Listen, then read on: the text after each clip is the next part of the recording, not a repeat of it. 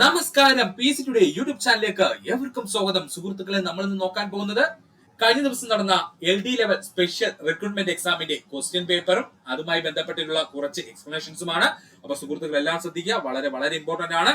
അപ്പൊ നമുക്ക് ക്ലാസ്സിലേക്ക് പോകാം. ദേശീയ കാർഷിക ഗ്രാമീണ വികസന ബാങ്ക് നിലവിൽ വന്ന വർഷം എന്നാണ്? 1982. അവനെയാണ് നമ്മൾ നബാർഡ് എന്ന പേരിൽ വിളിക്കുന്നത്, അല്ലെ? ദേശീയ കാർഷിക ഗ്രാമീണ വികസന ബാങ്ക് നിലവിൽ വന്നത് 1982. അവനെയാണ് നമ്മൾ നബാർഡ് എന്ന് വിളിക്കുന്നത്. എന്താ സുഹൃത്തുക്കളെ നബാർഡ് എന്ന് പറഞ്ഞു കഴിഞ്ഞാല് ഇന്ത്യൻ ഗ്രാമീണ മേഖലയിലും കാർഷിക മേഖലയിലും വികസനത്തിന് വേണ്ടി രൂപം കൊണ്ട ദേശീയ ബാങ്കാണ് നബാർഡ്. ഇന്ത്യയിലെ ഗ്രാമീണ മേഖലയ്ക്കും അതുപോലെ കാർഷിക മേഖലയിലും വികസനത്തിന് വേണ്ടിയിട്ട് രൂപം കൊണ്ട ദേശീയ ബാങ്കാണ് നബാർഡ് എന്ന് പറയുന്നത്. നബാർഡിന്റെ പൂർണ്ണരൂപം PSCയുടെ പ്രീവിയസ് ക്വസ്റ്റ്യൻ ആണ്. National Bank for Agriculture and Rural Development എന്നാണ്. National Bank for Agriculture and Rural Development എന്നാണ് നബാർഡിന്റെ പൂർണ്ണരൂപം. അതുപോലെ തന്നെ നമ്മൾ ഫസ്റ്റ് പറഞ്ഞ പോയിന്റ് PSC 2-3 തവണ ക്വസ്റ്റ്യൻ പേപ്പറുകളിൽ കണ്ടിട്ടുണ്ട്. ഇന്ത്യൻ ഗ്രാമീണ മേഖലയിലും കാർഷിക മേഖലയിലും വികസനത്തിന് വേണ്ടി രൂപം കൊണ്ട ബാങ്ക് ഏതാണെന്നായിരിക്കും ചോദിക്കുന്നത്. ഉത്തരം നബാർഡാണ്. ഗ്രാമീണ കാർഷിക വികസനത്തിനായി പ്രവർത്തിക്കുന്ന ഇന്ത്യയിലെ ഏറ്റവും ഉയർന്ന ബാങ്ക് എന്ന് ചോദിച്ചാൽ അത് നബാർഡാണ്. തെറ്റിപ്പോവല്ലേ. ഗ്രാമീണ കാർഷിക വികസനത്തിനായി പ്രവർത്തിക്കുന്ന ഇന്ത്യയിലെ ഏറ്റവും ഉയർന്ന ബാങ്ക് എന്ന് ചോദിച്ചാൽ അത് നബാർഡാണ്. NABARD രൂപീകൃതമായത് 1982 July 12. PSCയുടെ ഇഷ്ടപ്പെട്ട പ്രീവിയസ് ക്വസ്റ്റ്യൻ ആണ്, പഠിച്ചോളണേ. നബാർഡ് ബാങ്ക് രൂപീകൃതമായത് 1982 ജൂലൈ മാസം 12. നബാർഡിന്റെ രൂപീകരണത്തിന് കാരണമായ ആക്ട് ആണ് National Bank for Agriculture and Rural development act 1981. പഠിക്കുക. നബാർഡിന്റെ രൂപീകരണത്തിന് കാരണമായ ആക്ട് ഏതെന്ന് ചോദിച്ചു കഴിഞ്ഞാൽ national Bank for Agriculture and Rural development act 1981. നബാർഡിന്റെ രൂപീകരണത്തിന് കാരണമായ കമ്മീഷനാണ് B. ശിവരാമൻ കമ്മീഷൻ. ഇപ്പോഴങ്ങോട്ട് ഒരു +2 ലെവൽ എക്സാമിന് ചോദിച്ചതേ ഉള്ളേ, പഠിച്ചോളണേ. നബാർഡിന്റെ രൂപീകരണത്തിന് കാരണമായ കമ്മീഷൻ ഏതാണ്? B. ശിവരാമൻ കമ്മീഷനാണ്. നബാർഡിന്റെ ആസ്ഥാനം മുംബൈ ആണ്. നബാർഡിന്റെ ആസ്ഥാനം മുംബൈ ആണ്. ഈ 2 പോയിന്റും PSC സ്റ്റേറ്റ്മെന്റ് ലെവലിൽ ചോദിച്ചായിരുന്നു ഇപ്പോഴങ്ങോട്ട്. അതുകൊണ്ട് സുഹൃത്തുക്കൾ പഠിക്കുക. നബാർഡിന്റെ ആസ്ഥാനം എവിടെയെന്ന് ചോദിച്ചാൽ അത് മുംബൈ ആണ്. നബാർഡിന്റെ രൂപീകരണത്തിന് കാരണമായ കമ്മീഷൻ B. ശിവരാമൻ കമ്മീഷൻ. ആരാണ്? B. ശിവരാമൻ കമ്മീഷൻ. ഒന്നുകൂടി പറയാം സുഹൃത്തുക്കളെ, ശ്രദ്ധിക്കുക. ഇന്ത്യൻ ഗ്രാമീണ മേഖലയിലും കാർഷിക മേഖലയിലും വികസനത്തിന് വേണ്ടി രൂപം കൊണ്ട ദേശീയ ബാങ്ക് നബാർഡാണ്. നബാർഡിന്റെ പൂർണ്ണരൂപം National Bank for Agriculture and Rural Development എന്നാണ്. ഗ്രാമീണ കാർഷിക വികസനത്തിനായി പ്രവർത്തിക്കുന്ന ഇന്ത്യയിലെ ഏറ്റവും ഉയർന്ന ബാങ്കാണ് നബാർഡ്. നബാർഡ് രൂപീകൃതമായത് 1982 ജൂലൈ മാസം 12.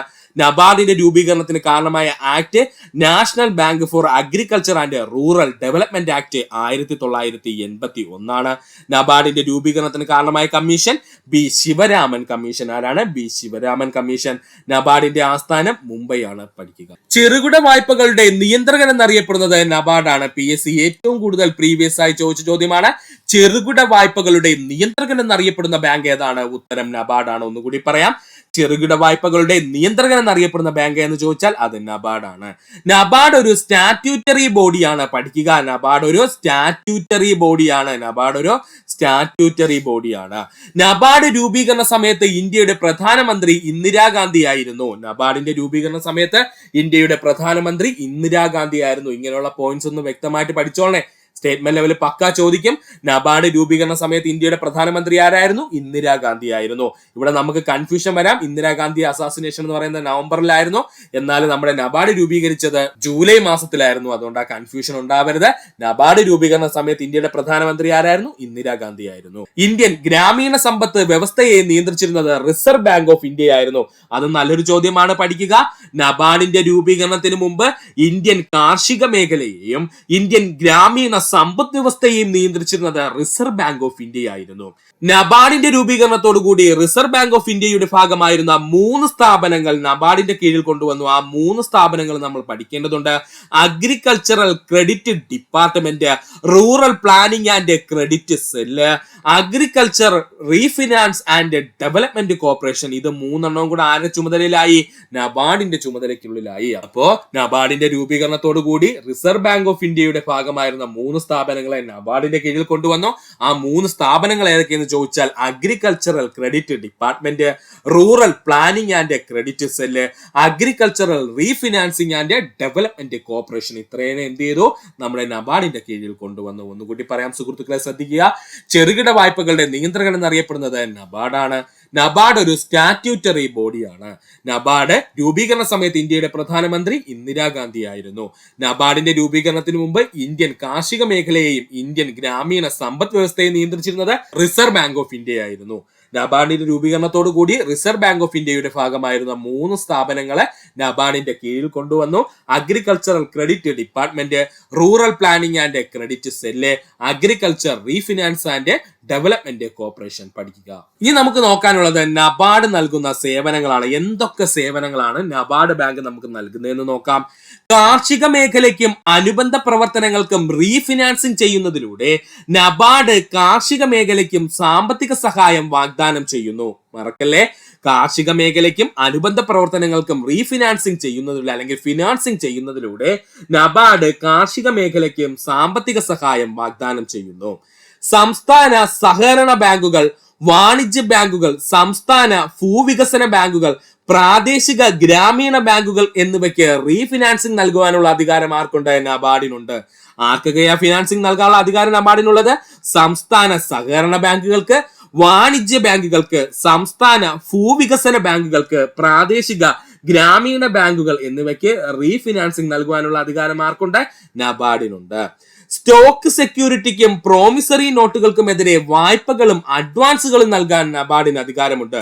സ്റ്റോക്ക് സെക്യൂരിറ്റിക്കും പ്രോമിസറി നോട്ടുകൾക്കുമെതിരെ വായ്പകളും അഡ്വാൻസുകളും നൽകുവാനും നബാർഡിന് അധികാരമുണ്ട്. പഠിക്കുക. കൂടാതെ സീസൺ കാർഷിക പ്രവർത്തനങ്ങൾക്ക് ധനസഹായം നൽകുന്നതും പ്രാദേശിക ഗ്രാമീണ ബാങ്കുകൾക്കും സഹകരണ ബാങ്കുകൾക്കും നബാർഡ് ഹ്രസ്വകാല വായ്പകളും നൽകുന്നു. പഠിക്കുക. സീസൺ കാർഷിക പ്രവർത്തനങ്ങൾക്ക്, അതായത് സീസണിൽ നടത്തുന്ന കൃഷികളുണ്ടല്ലോ സുഹൃത്തുക്കളെ, അത്തരത്തിലുള്ള സീസൺ കൃഷികൾക്ക് പ്രത്യേക ധനസഹായം നൽകുന്നു.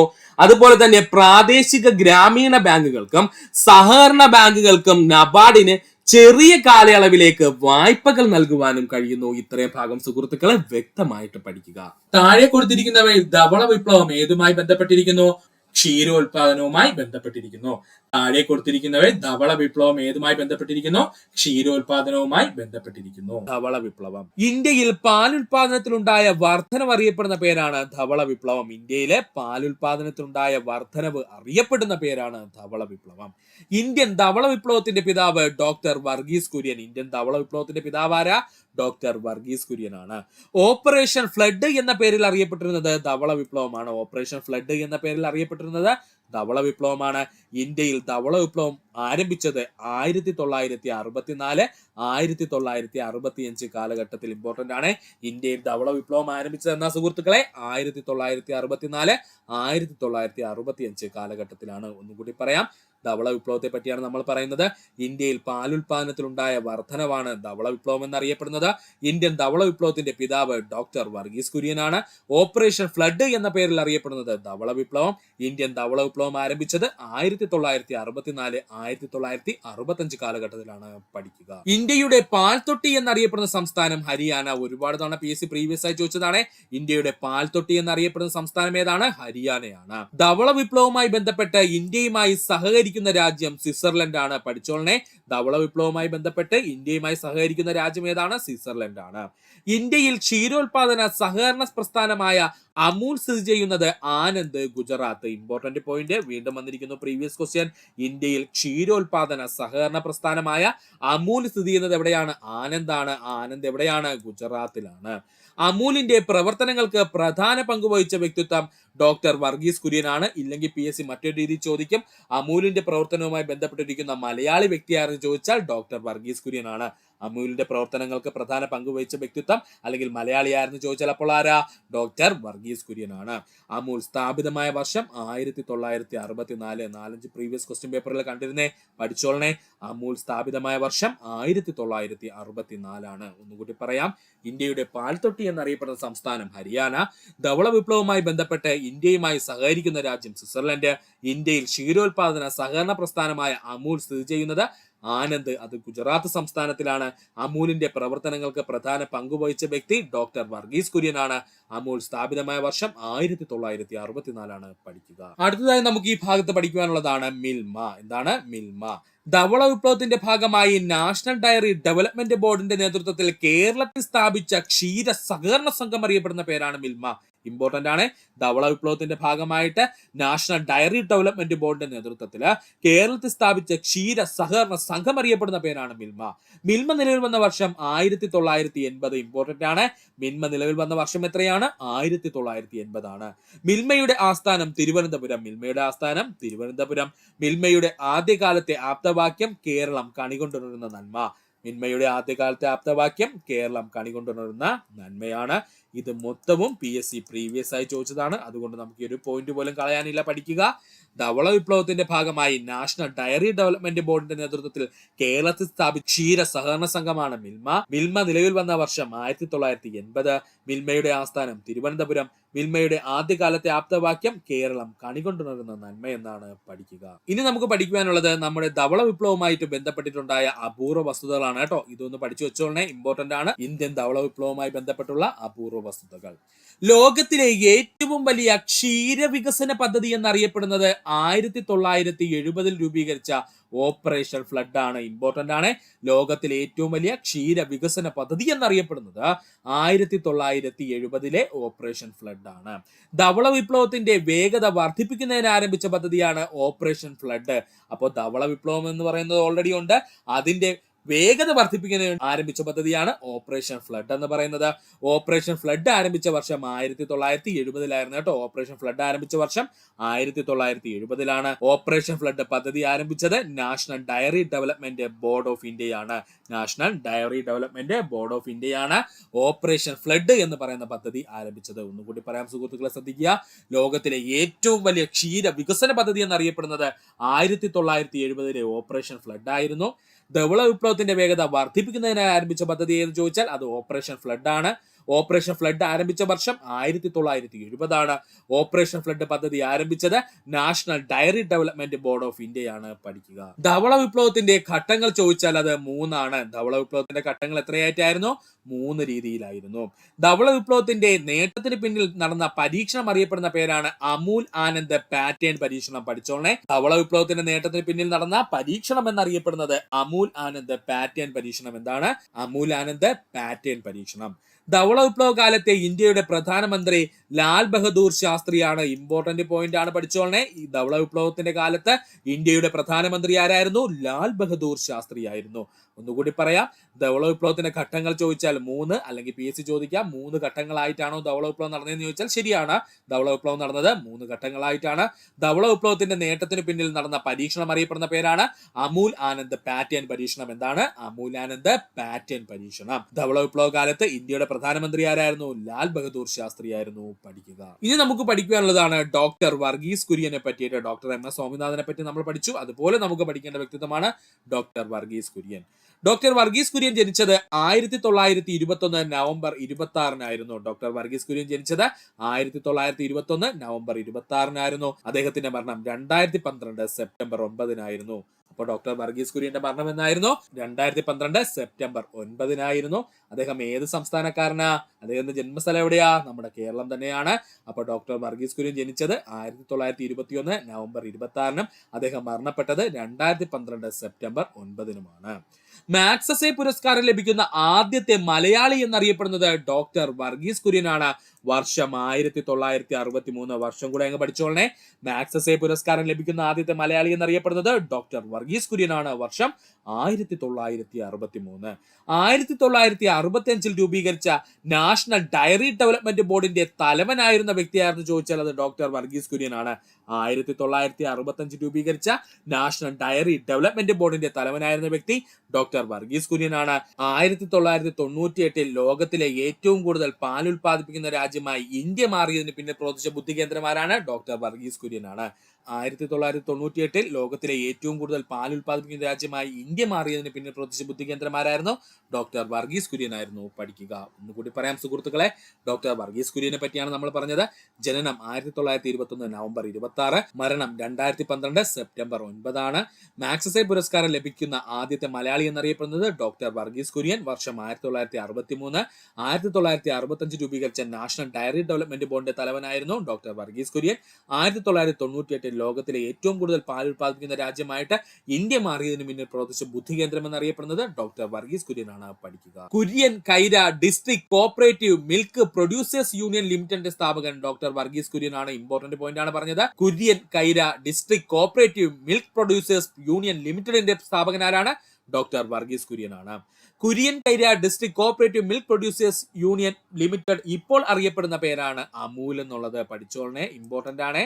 Kurian Kaira District Cooperative Milk Producers Union ലിമിറ്റഡിന്റെ ഇപ്പോൾ അറിയപ്പെടുന്ന പേരെന്താണ്? അമൂൽ എന്നാണ്. എന്താണ്? അമൂൽ എന്നാണ്. ഭക്ഷ്യ എണ്ണയുടെ നിർമ്മാണ മേഖലയിൽ മാറ്റം കൊണ്ടുവന്ന ധാര എന്ന ഭക്ഷ്യ എണ്ണയുടെ പിന്നിൽ പ്രവർത്തിച്ച വ്യക്തിത്വമായിരുന്നു ചോദിച്ചാൽ ഡോക്ടർ വർഗീസ് കുര്യൻ ആണ്. ഇമ്പോർട്ടന്റ് പോയിന്റ് ആണ്. ഭക്ഷ്യ എണ്ണയുടെ നിർമ്മാണ മേഖലയിലെ ഒരു കുതിച്ചുചാട്ടം കൊണ്ടുവന്ന അല്ലെങ്കിൽ ഒരു മാറ്റം കൊണ്ടുവന്ന ധാര എന്ന ഭക്ഷ്യ എണ്ണയുടെ പിന്നിൽ പ്രവർത്തിച്ച വ്യക്തിത്വമാരാണ്? ഡോക്ടർ വർഗീസ് കുര്യൻ ആണ്. പഠിക്കുക. ഒന്നുകൂടി പറയാം. Kurian Kaira District Cooperative Milk Producers Union Limited എന്ന സ്ഥാപകനാരാണ്? ഡോക്ടർ വർഗീസ് കുര്യൻ ആണ്. ഈ Kurian Kaira District Cooperative Milk Producers Union ലിമിറ്റഡിന്റെ ഇപ്പോഴറിയപ്പെടുന്ന പേരെന്താണ്? അമൂൽ എന്നാണ്. ഭക്ഷ്യ എണ്ണയുടെ നിർമ്മാണ മേഖലയിൽ മാറ്റം കൊണ്ടുവന്ന ധാര എന്ന ഭക്ഷ്യ എണ്ണയുടെ പിന്നിൽ പ്രവർത്തിച്ചിരുന്ന വ്യക്തിത്വമാരാണ്? ഡോക്ടർ വർഗീസ് കുര്യൻ ആണ്. പഠിക്കുക. വർഗീസ് കുര്യന്റെ ജനനദിനമായ നവംബർ 26 ദേശീയ ക്ഷീരദിനമായി നമ്മൾ ആചരിക്കുന്നു. ഇമ്പോർട്ടന്റ് ആണ്. വർഗീസ് കുര്യന്റെ ജനനദിനമായ നവംബർ 26 ദേശീയ ക്ഷീരദിനമായിട്ട് നമ്മൾ ആചരിക്കുന്നു. ദേശീയ ക്ഷീരദിനം നവംബർ 26 ആചരിച്ചു തുടങ്ങിയത് 2014 മുതൽ. ദേശീയ ക്ഷീരദിനം നവംബർ 26 ആയിട്ട് ആചരിച്ചു തുടങ്ങിയത് 2014 മുതലാണ്. ഡോക്ടർ വർഗീസ് കുര്യന്റെ 100ാം ജന്മവാർഷികം ആഘോഷിച്ചത് 2021. ഡോക്ടർ വർഗീസ് കുര്യന്റെ 100ാം ജന്മവാർഷികം ആഘോഷിച്ചു തുടങ്ങിയത് 2021 ഡോക്ടർ വർഗീസ് കുര്യന്റെ 100ാം ജന്മവാർഷികം ആഘോഷിച്ചു തുടങ്ങിയത് എന്നാണ്? 2021 പഠിക്കുക. ഒന്നുകൂടി പറയാം. വർഗീസ് കുര്യന്റെ ജന്മദിനമായ നവംബർ 26 ദേശീയ ക്ഷീരദിനമായി ആചരിക്കുന്നു. ദേശീയ ക്ഷീരദിനം നവംബർ 26 ആചരിച്ചു തുടങ്ങിയത് 2014 മുതൽ. ഡോക്ടർ വർഗീസ് കുര്യന്റെ 100ാം ജന്മവാർഷികം ആഘോഷിച്ചത് 2021 പഠിക്കുക. ഇനി നമുക്ക് പഠിക്കാനുള്ളത് ഡോക്ടർ വർഗീസ് കുര്യൻ രൂപീകരിച്ച സ്ഥാപനങ്ങളാണ്. ഡോക്ടർ വർഗീസ് കുര്യൻ രൂപീകരിച്ച സ്ഥാപനങ്ങൾ: Institute of rural management Anand 1979. Institute of rural management Anand 1979. National cooperative diary federation 1988. National cooperative diary federation 1988. Anandalaya education Society സ്ഥാപിച്ചത് doctor Varghese Kurian. Anandalaya education Society സ്ഥാപിച്ചതാരാണ്? ഡോക്ടർ വർഗീസ് കുര്യൻ ആണ്. അതുപോലെ തന്നെ വിദ്യാ ഡയറി 1994 സ്ഥാപിച്ചത് ഡോക്ടർ വർഗീസ് കുര്യൻ ആണ്. വിദ്യാ ഡയറി 1994 ആരംഭിച്ചത് ഡോക്ടർ വർഗീസ് കുര്യൻ ആണ്. Gujarat cooperative milk marketing Federation ആരംഭിച്ചത് doctor Varghese Kurian. Gujarat cooperative milk marketing Federation ആരംഭിച്ചതാരാണ്? ഡോക്ടർ വർഗീസ് കുര്യൻ ആണ്. പഠിക്കുക. ഒന്നുകൂടി പറയാം. ഡോക്ടർ വർഗീസ് കുര്യൻ രൂപീകരിച്ച പ്രധാനപ്പെട്ട സ്ഥാപനങ്ങളാണ് നമ്മൾ പറഞ്ഞത്. Indian institute of rural management Anand 1979. National cooperative diary federation 1988. Anandalaya education society രൂപീകരിച്ചത് ഡോക്ടർ വർഗീസ് കുര്യൻ ആണ്. വിദ്യാ ഡയറി 1994 രൂപീകരിച്ചത് doctor Varghese Kurian. Gujarat cooperative milk marketing federation സ്ഥാപിച്ചത് ഡോക്ടർ വർഗീസ് കുര്യൻ ആണ്. പഠിക്കുക. ഇനി നമുക്ക് പഠിക്കാനുള്ളതാണ് ഡോക്ടർ വർഗീസ് കുര്യന്റെ പ്രധാന പുസ്തകങ്ങൾ. ഏതൊക്കെയായിരുന്നു ആ പുസ്തകങ്ങൾ നോക്കാം സുഹൃത്തുക്കളെ. ഐ ടു ഹാഡ് എ ഡ്രീമും ആൻ അൺഫിനിഷ്ഡ് ഡ്രീമും രണ്ട് പ്രധാനപ്പെട്ട പുസ്തകങ്ങളാണ്. ഐ ടു ഹാഡ് എ ഡ്രീമും അതുപോലെ ആൻ അൺഫിനിഷ്ഡ് ഡ്രീമും. ഇത് രണ്ടും PSC പ്രീവിയസ് ആയി ചോദിച്ച പുസ്തകങ്ങളാണ്. ഹരിത വിപ്ലവം 1940, 1970 കാലഘട്ടങ്ങളിൽ കാർഷിക മേഖലയിൽ നിലനിന്നിരുന്ന മാന്ദ്യം കുറയ്ക്കുന്നതിനായിട്ട് ഉൽപാദനം വർദ്ധിപ്പിക്കുക എന്ന ലക്ഷ്യത്തോടെ ആഗോളതലത്തിൽ നടപ്പിലാക്കിയ കാർഷിക മുന്നേറ്റം അറിയപ്പെടുന്ന പേരാണ് ഹരിത വിപ്ലവം. എന്താ ഹരിത വിപ്ലവം എന്ന് പറഞ്ഞു കഴിഞ്ഞാൽ 1940, 1970 കാലഘട്ടങ്ങളിലെ കാർഷിക മേഖലയിൽ നിലനിന്നിരുന്ന മാന്ദ്യം കുറയ്ക്കുന്നതിനായിട്ട് അല്ലെങ്കിൽ കുറയ്ക്കുവാനായിട്ട് ഉൽപാദനം വർദ്ധിപ്പിക്കുക എന്ന ലക്ഷ്യത്തോടെ ആഗോളതലത്തിൽ നടപ്പിലാക്കിയ കാർഷിക മുന്നേറ്റം അറിയപ്പെടുന്ന പേരാണ് ഹരിത വിപ്ലവം. ഹരിത വിപ്ലവം ആരംഭിച്ച രാജ്യം മെക്സിക്കോ. പഠിച്ചോളനെ, ഹരിത വിപ്ലവം ആരംഭിച്ച രാജ്യം ഏതാണ്? മെക്സിക്കോ ആണ്. പ്രീവിയസ് ക്വസ്റ്റ്യൻ ആണ്. ഹരിത വിപ്ലവം ആരംഭിച്ച രാജ്യം മെക്സിക്കോ. ഹരിത വിപ്ലവത്തിന്റെ പിതാവ് എന്നറിയപ്പെടുന്നത് നോർമൻ ബോർലോഗ് ആണ്. ഒരുപാട് ഉദ്യോഗാർത്ഥികൾ തെറ്റിക്കുന്ന ഒരു പോയിന്റ് ആണ് പറഞ്ഞത്. ഹരിത വിപ്ലവത്തിന്റെ പിതാവായിരുന്നു ചോദിച്ചാൽ ഉത്തരം നോർമൻ ബോർലോഗ് ആണ്. ഇന്ത്യൻ ഹരിത വിപ്ലവത്തിന്റെ പിതാവ് എന്ന് ചോദിച്ചാൽ മാത്രമേ ഡോക്ടർ MS സ്വാമിനാഥൻ ആകുന്നുള്ളൂ. അപ്പോൾ ഹരിത വിപ്ലവത്തിന്റെ പിതാവ് എന്ന് ചോദിച്ചു കഴിഞ്ഞാൽ ഓപ്ഷനകത്ത് നോർമൻ ബോർലോഗ് ഉണ്ടെങ്കിൽ അതാണ് ഉത്തരം. അതുകൂടി പറയാം സുഹൃത്തുക്കളെ, ശ്രദ്ധിക്കുക. ഹരിത വിപ്ലവത്തെ പറ്റിയാണ് നമ്മൾ പറഞ്ഞത്. 1940, 1970 കാലഘട്ടങ്ങളിൽ കാർഷിക മേഖലയിൽ നിലനിന്നിരുന്ന മാന്ദ്യം കുറയ്ക്കുന്നതിനായിട്ട് ഉൽപാദനം വർദ്ധിപ്പിക്കുക എന്ന ലക്ഷ്യത്തോടെ ആഗോളതലത്തിൽ നടപ്പിലാക്കിയ കാർഷിക മുന്നേറ്റം അറിയപ്പെടുന്ന പേരാണ് ഹരിത വിപ്ലവം. ഹരിത വിപ്ലവം ആരംഭിച്ച രാജ്യം മെക്സിക്കോ. ഹരിത വിപ്ലവത്തിന്റെ പിതാവ് എന്നറിയപ്പെടുന്നത് നോർമൻ ബോർലോഗ് ആണ്. പഠിക്കുക. ഹരിത വിപ്ലവം എന്ന പദം ആദ്യമായി ഉപയോഗിച്ചത് വില്യം ഗൗഡ് ആണ്. ഒരുപാട് തവണ PSC പ്രീവിയസ് ആയി ചോദിച്ചതാണ്. ഹരിത വിപ്ലവം എന്ന പദം ആദ്യമായി ഉപയോഗിച്ച വ്യക്തി ആരെന്ന് ചോദിച്ചാൽ അത് വില്യം ഗൗഡ് ആണ്. ഹരിത വിപ്ലവത്തിന്റെ ഏഷ്യൻ ഭവനം അല്ലെങ്കിൽ ഏഷ്യൻ കവാടം എന്നൊക്കെ അറിയപ്പെടുന്നത് ഫിലിപ്പീൻസ് ആണ്. ഹരിത വിപ്ലവത്തിന്റെ ഏഷ്യൻ ഭവനം എന്നും അല്ലെങ്കിൽ ഏഷ്യയുടെ കവാടം എന്നൊക്കെ അറിയപ്പെടുന്ന രാജ്യം ചോദിച്ചാൽ അത് ഫിലിപ്പീൻസ് ആണ്.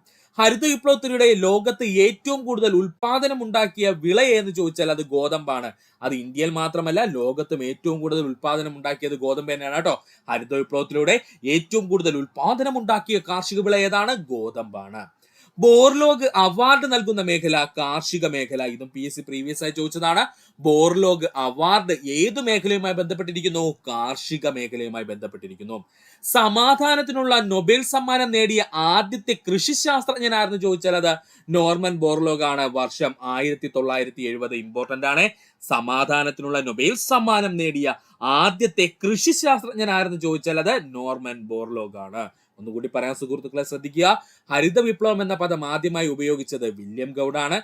ഹരിത വിപ്ലവത്തിന്റെ ഏഷ്യൻ ഭവനം എന്നറിയപ്പെടുന്നത് ഫിലിപ്പീൻസ് ആണ്. ഹരിത വിപ്ലവത്തിലൂടെ ഏറ്റവും കൂടുതൽ ഉൽപാദനം ഉണ്ടാക്കിയ കാർഷിക വിള ഏത് എന്ന് ചോദിച്ചാൽ അത് ഗോതമ്പാണ്.